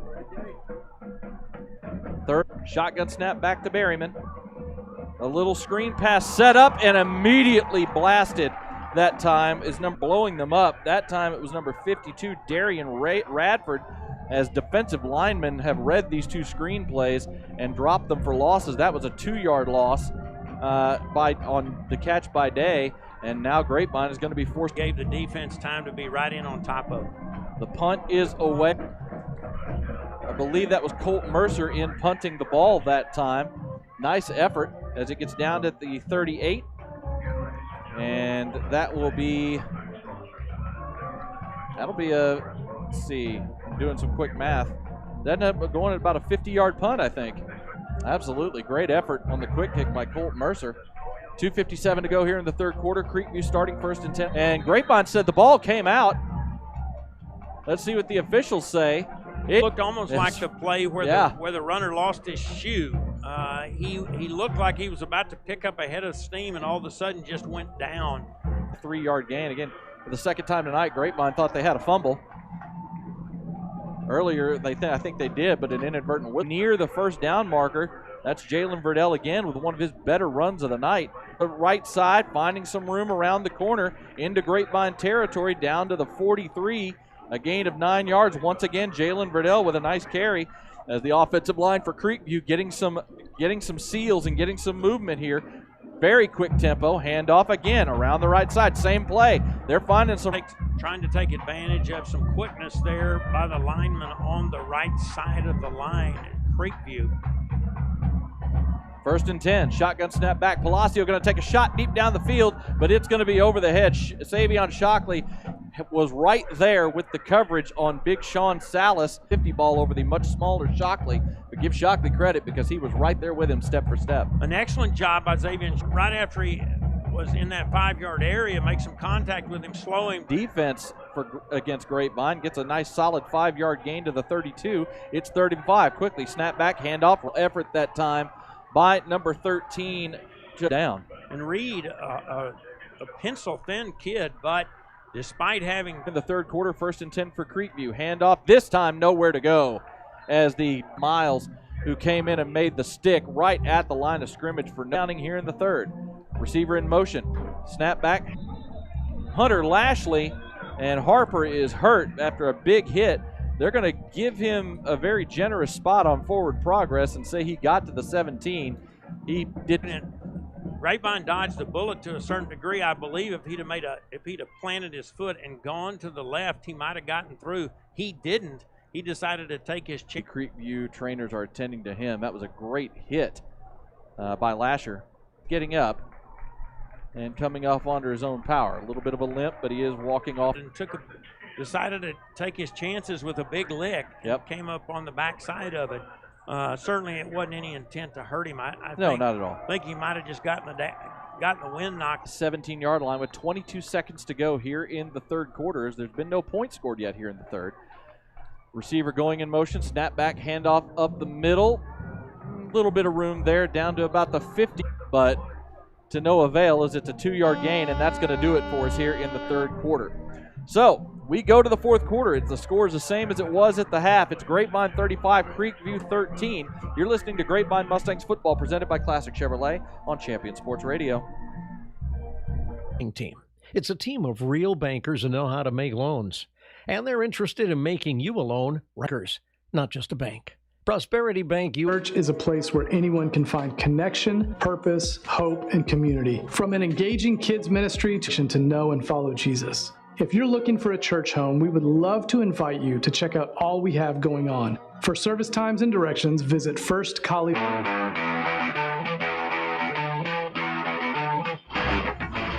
Back for the fourth quarter here at Standridge Stadium. The Creekview Mustangs on the move, picking his way through inside the 15 down to about the 11. To the 11 is number 12, Jalen Verdell. It's going to be a gain of about 4 or 5 yards. The Fishes coming up with stops here in the third quarter to keep the other team off the scoreboard, but Creekview now driving. Handoff this time around the left side. It's going to be a first down inside the 10 down to the 5. A sweep play and lining Jackson up. Yarborough with the tackle. Lining up quickly is Creekview, first and goal at the 5. Snap back, handoff, up the middle, inside the 5, down to about the 2-yard line. Once again, Verdell. Well, other than a long pass or two, it looks like they've decided to pretty much take their chances with the running back, number 12, Jalen Verdell, by number 38, Caleb Miles, who came up. This time Palacio keeps it, and he's going to get stopped short. Great open field tackle that at just inside the 1, 4th and goal now for Creekview. Looked like he was going to get into the end zone, and then out of nowhere came Wagner, and he did do a great job. 4th and goal at the 1-yard line. Palacio checks that back to Palacio. He drops it, picks it up, tries to get in, and he gets stopped. Because he was about to take that ball and go right behind the tailback, Verdell, up the middle. He dropped the snap, and by the time he picked it up, the Grapevine defense was in the backfield, and they knock him backwards for a loss of about 1 yard. And, you know, even though Grapevine has to start at their own 1, they keep Creekview out of the end zone and keep them off the scoreboard. It does put Grapevine deep in a hole. However, they've shown the ability to get down the field, and time is certainly on their side. They'll want to be careful with the ball. They don't want to have an ill-advised turnover right here in the shadow of their own goal post. Nope, definitely not. And we have Colt Mercer in a quarterback for this possession. Shotgun snap back. He's going to take it off the right side, getting around the corner. He gets some yardage up to the 5, the 10, and then steps out of bounds. Just a straight quarterback lead play off the right side of the studs, and they seal it off, and he gets out of that shadow of his goalpost. 13-yard gain out to the 14-yard line, 1st and 10. Well, and that play is exactly why Mercer's in the game. He's the more mobile of the two quarterbacks. This time he's going to hand the ball off, coming around the left side for a gain of about 4 yards of out to the 18 is number 26, Keegan Courtney, who's getting some snaps at tailback. We do believe that Caleb Tejada is injured over on the sideline. Not sure exactly what happened, but he has not seen the field here in this second half. 2nd down and 6. Shotgun snap back. Mercer looking to throw this time. He gets flushed, and he's still looking to throw. He fires one down the field, and that pass is caught. Nice sliding grab. Great catch by Parker Polk as Mercer, rolling to his left and throwing against his body, gets enough on it to get it down the field, and Polk makes the sliding grab out at the 39-yard line for a gain of 21. That's got to be frustrating to the defense. It looked like out to about the 42, 43-yard line is Keegan Courtney. Flag down on a holding penalty against Grapevine, and that'll back it up 10 yards. So wipe off the 4-yard gain. Which is pretty unusual. You got to believe Creekview is a little bit frustrated, and oftentimes frustration in here. And Colt Mercer's going to fire one deep, and he has a man inside from Colt Mercer on the play action. C.J. Holmes got behind the defense, but sets himself up in great position. Sees that Holmes has just slipped behind the defender. Outruns the defender into the end zone easily. What a play for Colt Mercer and C.J. Holmes. J.D. Rice on. He's 42-13. You're listening to Grapevine Mustangs football, presented by Classic Chevrolet on Champion Sports Radio. A time and a place for everything. As you'll see, projections for the next quarter are: he shoots, he scores, 2 points for team middle management. The office is not one of them. Jack. Catch Carnes and Coach each Monday at 6:30 p.m. Presented by the Kimisad Realty Team on Portable laser tag in the city. Learn more at whirlyball.info. Hello, Grapevine High School Mustang football fans. I'm Dr. Kelly Brown, alumni and former Grapevine High School football player. I'm also the owner of Brown Chiropractic Center, which has served the Grapevine community for over 35 years. We're across from Quick Trip on the corner of William B. Tate and Ira E. Woods, and we'd love to invite you to come see us. I'm also a proud supporter of the Grapevine High School football team and the Grapevine community. Go Mustangs! So the Grapevine Mustangs come back after their goal line stand and turn that possession, that defensive stand, into points as Colt Mercer hooks up with C.J. Holmes for a 79-yard strike as the Mustangs are in complete control of this. Grapevine Mustangs are in complete control of this game, 42-13, as the kickoff is away. It's high inside the 10, going to be caught at the 6 with a fair catch will be made. Another nice kickoff from Hayden Rhodes, and Creekview will start at their own 25-yard line after the fair catch for a touchback. But man, I tell you what, that energizes a team. The defense for Grapevine makes the stand on 4th and goal. They get a nice run from Mercer, get another nice throw out to Parker Polk from Mercer, and then after the holding penalty, find C.J. Holmes on a perfect throw in stride, and the speedster gets it into the end zone. Minute and 16 seconds on that play, 5 plays. The capper there, as you said, the 71-yard pass. A 99-yard drive. Love to see that. Snap back to Palacio. He's looking to throw. He's going to fire one deep up the far sideline. Looking for Salas, and Salas almost makes the catch. Again, Shockley was there on the coverage. He was actually in front of Mercer, Savion Shockley, and Salas got away with a little push as that ball was coming in high. He just kind of gave Shockley a little shove in the back as he went up to go try and get that ball, but couldn't come down with it. 2nd and 10 now for Creekview at the 25-yard line. 4 wide set. 2 receivers tight on the right, wide to the left. Snap back. Handoff up the middle this time. Little bit of room, maybe 2-3 yards before he's driven back. That time is Harper, I believe, on the carry. Jack Nelson, the center, was able to open up a little bit of a hole between himself and his line mate there, Julian Aguilar. However, once he got into that second level, the linebackers collapsed quickly, and it was a short gain. Only a 2-yard gain officially out to the 27. 3rd and 8, snap back, little quick throw out, and a great play. Tackle made, now the ball's loose, but he falls on it. Savion Shockley, what a job he did that time. Fought completely through the block attempt of Jordan Crane on that little wide receiver screen and hit the receiver Isaiah Fuller and drove him backwards, actually knocking the ball loose as he was going backwards, but Fuller fell on it. Ends up being a 5-yard loss on the play, 4th down, and the Creekview is going to go ahead and kick this one away with Salas in there to quick kick.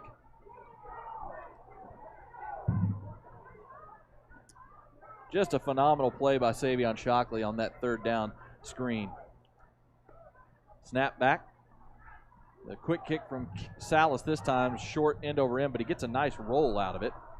Going to roll inside the Grapevine 45 and die at about the 42.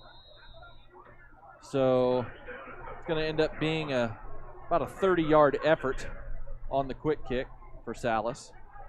But I tell you what, outside of just a couple of plays, Creekview has run that wide receiver screen a number of times tonight, and almost every time the Grapevine defensive backs have fought through blocks to either make the tackle or to blow it up to where one of their teammates can clean it up. Yeah, really the only passing play they've had any success where they threw 2 passes to Salas that were a touchdown, and they threw another one to him that he ran for about 30 yards. Outside that, the Mustang linebackers and secondary have done an outstanding job to make sure they don't go anywhere. Bad exchange on 1st down there as Mercer was trying to hand the ball off to Brody Day, and they just didn't have a clean exchange. The ball hit the turf, and Day did the smart thing and just dove on it. It's going to be a loss of 4, but he saved the possession. Back at the 37-yard line, 2nd and 14. And Grapevine in no real hurry right now with the game well in hand. Snap back to Mercer. He's looking to throw this time, passes it out, and that one goes high and wide. Luckily, that wasn't intercepted. Looked like he was trying to hit Sammy Kelly on a quick slant, but that one went high and outside and got tipped, but thankfully fell to the turf incomplete. Before the completion to C.J. Holmes for the long touchdown, Mercer had come in primarily for his legs, only came in with 2 completions on the season, not in the ball games a great deal of the time. So that will eclipse the total yards that he had. Snap back to Mercer on 3rd down. They swing it out today for a little screen. He breaks a couple of tackles and actually ends up getting about a 4-yard gain. I think that's going to officially be a running play because it looked like he threw it about a yard backwards. Day caught it, but with the long yardage play, the defense for Creekview was ready for something of that nature, and they were able to corral it after only the 4-yard gain. But we do have a Creekview defender down on the field. While they attend to him, we'll go ahead and take a quick break. This is Grapevine Mustangs football presented by Classic Chevrolet on Champion Sports Radio. And that's why we make it easier than ever for you to gear up and have fun out there. Order at academy.com and get free shipping or free curbside or in-store pickup at your Academy store. Plus, get free assembly on most bikes and grills for all the ways you love to play. Make shopping easy with Academy Sports and Outdoors. Free assembly applies to in-store purchases only. Free shipping applies to most orders over $25. Hey, Mustang fans, have you been meaning to get to the dentist and it just keeps getting pushed back to the list for tomorrow? Well, today, let me introduce you to Dr. Chip Mercer in Fielder Park Dental, where they're creating and restoring beautiful smiles. They're a full-service dental office that provides everything from your basic dental cleanings to more advanced care like implants and Invisalign orthodontics. Online at fielderparkdental.com or call 817-275-4817 for an appointment. Conveniently located in North Arlington, Dr. Mercer's a proud Mustang dad. fielderparkdental.com or call 817-275-4817.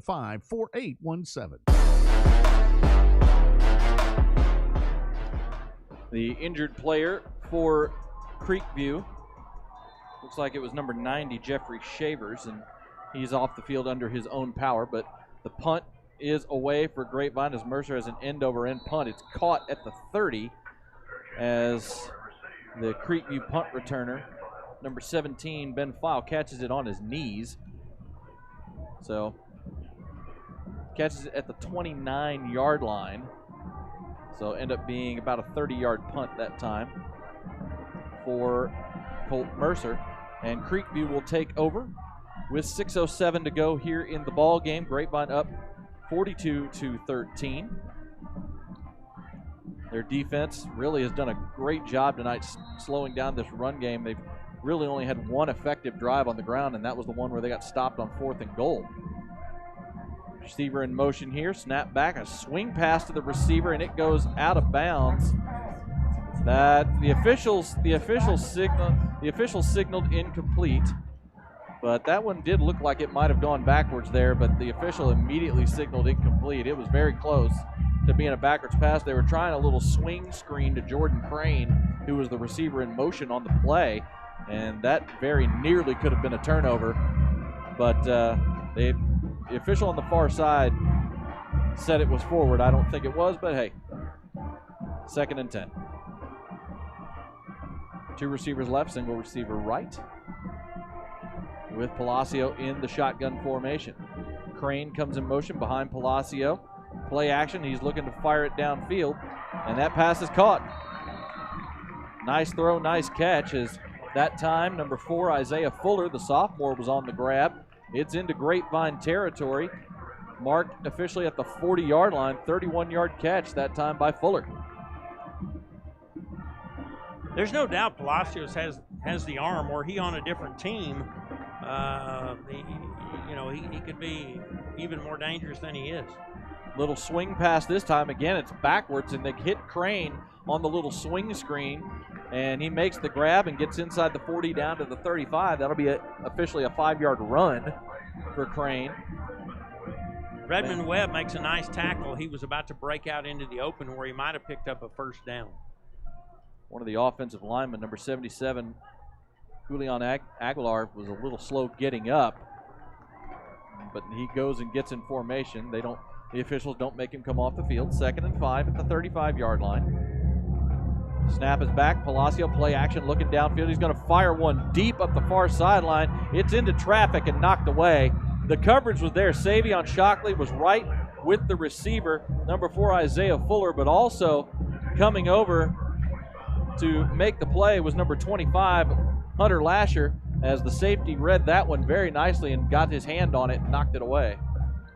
It looked first like it might be completed, then it looked like it might be intercepted, and then Lashley came over and managed to knock it down. That was a roller coaster all in one play.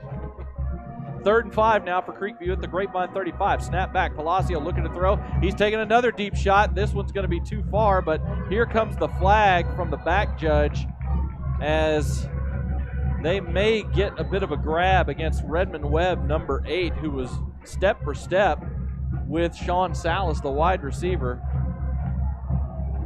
There was no hesitation at all from Palacio. He immediately stepped back and fired that one deep up the far sideline. But I think they may get Webb for a grab here. We'll see what the official call is.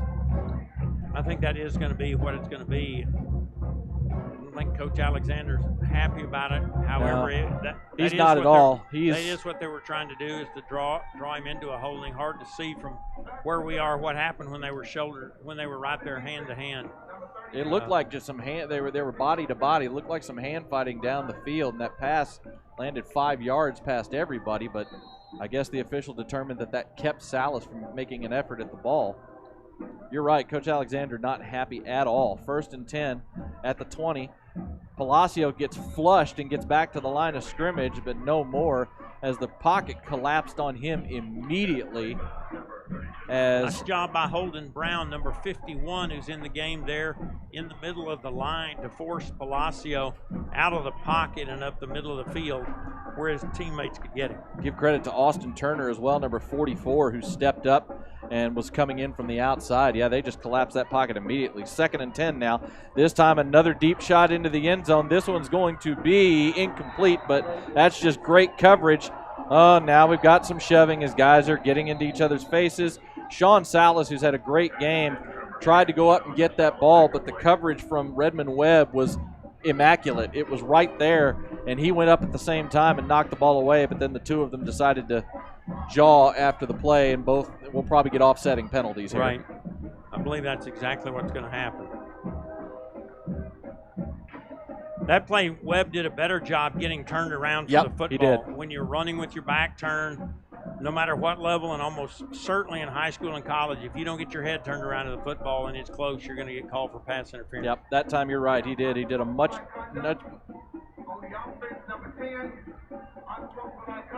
Yep. And that's what we have. We have offsetting unsportsmanlike conduct penalties, so that they'll offset each other, and it'll just be an incomplete pass, and it'll be 2nd and 10 at the 20. But you're right, Webb that time, great job playing the ball. He had the man coverage step for step and played the ball fantastically. It's actually going to be 3rd down and 10, excuse me. 3rd down and 10 at the 20. Receiver in motion, sets up 2 wide receivers to each side. Little screen, caught at the 20, gets him open field inside the 10, down to the 5. Nice job that time by Creekview getting the blocks they needed, and nice moves by Isaiah Fuller after he caught the pass, weaving his way up the field, getting that 1st down. Gets brought down finally at the 6-yard line after a 14-yard gain, 1st and goal with 4 minutes to go in the ball game. Creekview lining up.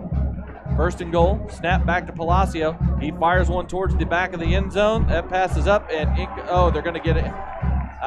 They're going to get flags now, and I'm not sure about that one. Webb had his head turned, playing the ball. They're going to call Webb again for pass interference, and I don't agree with that one.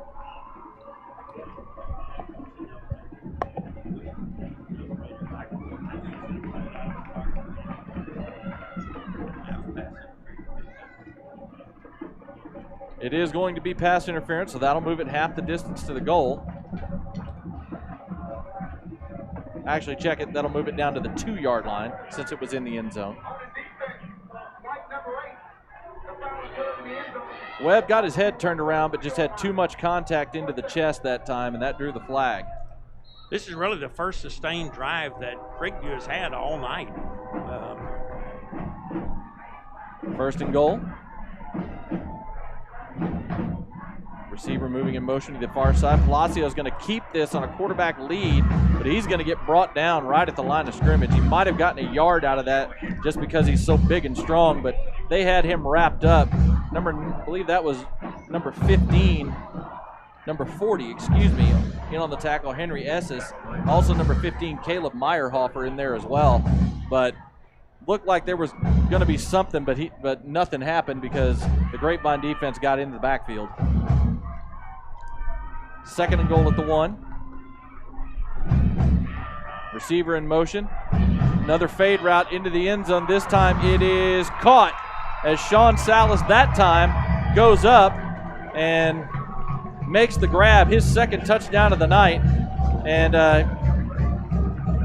he had a little word or two for Redmond Webb as they've gotten into each other on this possession. No flags, but Salas and Webb have been kind of going at it the last few plays. That time, they were going to duke it out one way or the other. And again, we've mentioned Salas, a big receiver. They don't list their heights and weight on their sheet, but I mean, he's a big kid. He's going to have the size advantage over almost everyone he has. Redmond Webb and he have had quite a battle. And Webb has kept it close. I mean, a tough kid to defend if you're in close contact because he does have the size advantage. Snap is down, the extra point is up, and it is good. 3:09 to go. Grapevine has their lead dropped to 22. It's 42-20 Grapevine. You're listening to Grapevine Mustangs football presented by Classic Chevrolet on Champion Sports Radio. Academy Sports and Outdoors makes it easy to gear up and have fun out there. Order at academy.com and get free shipping or free curbside or in-store pickup at your Academy store. Plus, get free assembly on most bikes and grills. Shop now. Free assembly applies to in-store purchases only. Free shipping applies to most orders over $25. The world of banking is like the world of sports. There are winning teams and losing teams. I bank with Prosperity Bank because it's a winning team. It's a team of real bankers who know how to make loans. And they're interested in making you a loan right now. That's a surefire win-win. Prosperity Bank is the big bank with your community bank inside, where you find real bankers, not just a bank. ProsperityBankUSA.com, member FDIC, equal housing lender. This ad is not a commitment to lend. Classic Chevrolet and Grapevine, 800 pre-owns, all classic certified for peace of mind that could mean a lower payment. Trade your car today online with their Easy Pass. They're paying top dollar. Find new roads. Relax, enjoy the difference. Creekview setting up for a possible onside kick here with the hands team on for Grapevine. As Grapevine leads 42-20 here with 3:09 to go in the ball game.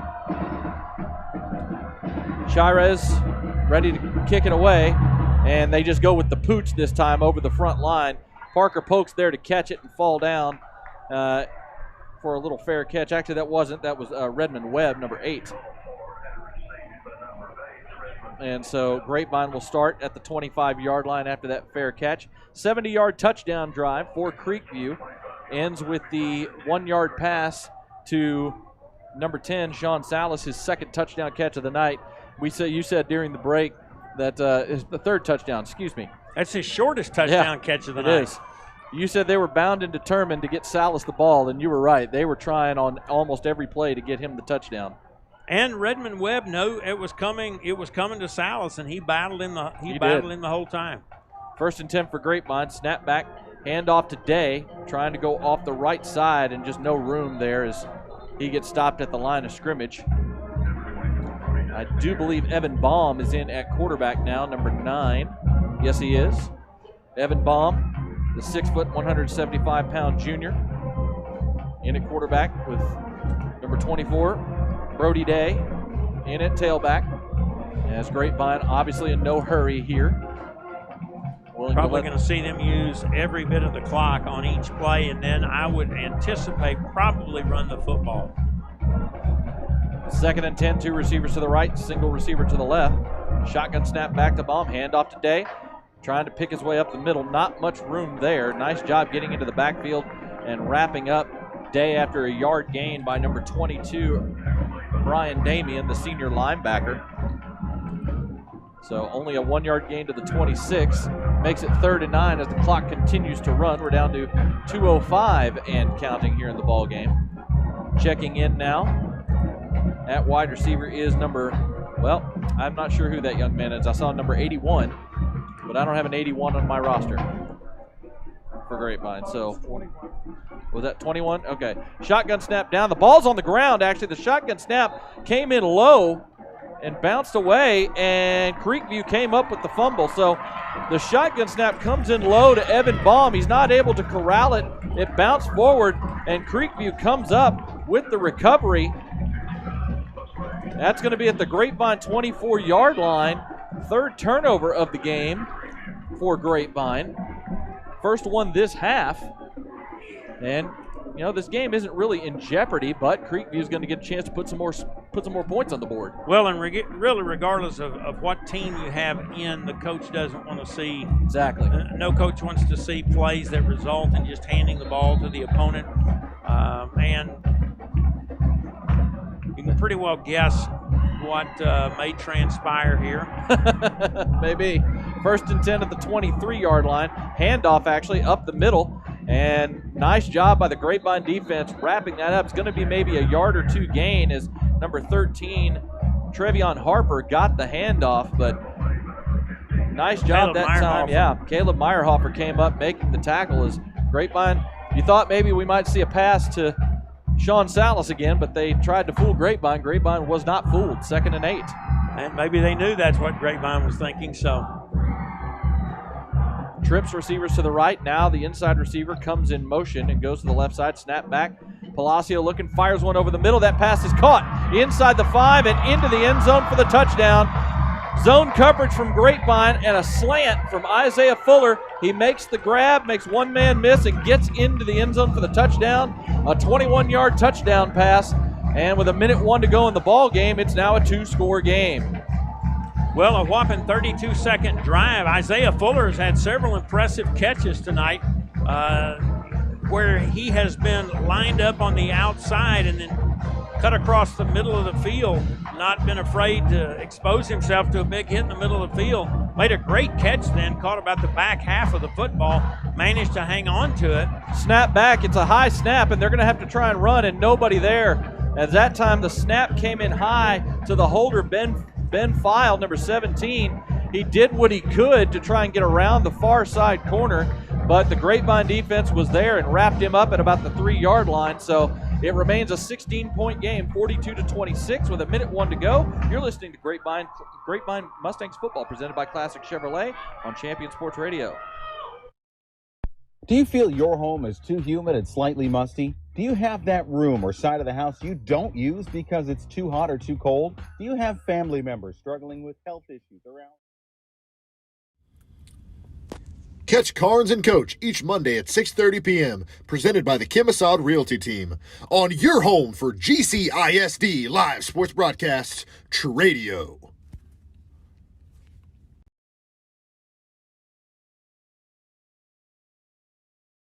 Improve your home climate control, reduces those cold and hot pockets, makes it more comfortable throughout, and saves you up to 40% on your energy bill. It's fast and easy to schedule your free Energy Attic audit. Simply visit EnergyAttic.com and fill out the form. Virtual appointments are available as well. Now is the time to get your project started, so let Energy Attic show you how much you can love the comfort of your home. EnergyAttic.com. Attic solutions to transform your life. Creekview setting up again for the onside kick. They go the other way this time, but they kicked this one out of bounds. That was just bad execution. They tried to trick it up a little bit. They had number 14, Andre Graydon, alongside the kicker, number 25, Ricardo Shirez. Excuse me, Salas. It was Salas? Okay. Salas tried to cross up Grapevine and kick it to the other side with Salas, but he toe punched it on a line drive all the way out of bounds. So Grapevine will take over at their own 45. It may have been the most solid. You know, he kicked it 40 yards when they needed it to go 10, and then went sideways, which is part of the reason I seldom play golf. That's about how. It's not that it doesn't go 300 yards. It's at 290 of it's going sideways. That's not the direction you're wanting. First and 10 for Grapevine. Snap is back to Baum. Hand off to Day. He's trying to fight his way up the middle. He's going to get about 2 yards before he gets dropped at the 47. And Creekview going to go ahead and let the clock run. They have all 3 timeouts, but they're just going to go ahead and let the clock run here. Down 2 scores. Likewise, Grapevine. What they do. Shotgun snap back, handoff to Day again. He gets a nice little gain. Going to be about a 5-yard gain for Brody. into Creekview territory to about the 48, but that should do it as we are under 20 seconds to go, and the clock is counting down. Grapevine doesn't need to snap it again, so the Grapevine Mustangs hit the road tonight after the bye week and are going to come out of Standridge Stadium tonight with a win and be 1-0 in district play. They are lining up to maybe they are going to snap it one more time. They're going to hand it off to Day. He's not going to get any yards, but that will end the ball game. So the Grapevine Mustangs win the district opener tonight, defeating the Creekview Mustangs by a final score of 42-26 to move their season record to an even 2-2 as they'll be back at home next week for their second game in district play. We'll be back in just a minute. We're going to take a quick break. When we come back, we will have the Energy Attic post-game show for you. You're listening to Grapevine Mustangs football presented by Classic Chevrolet on Champion Sports Radio.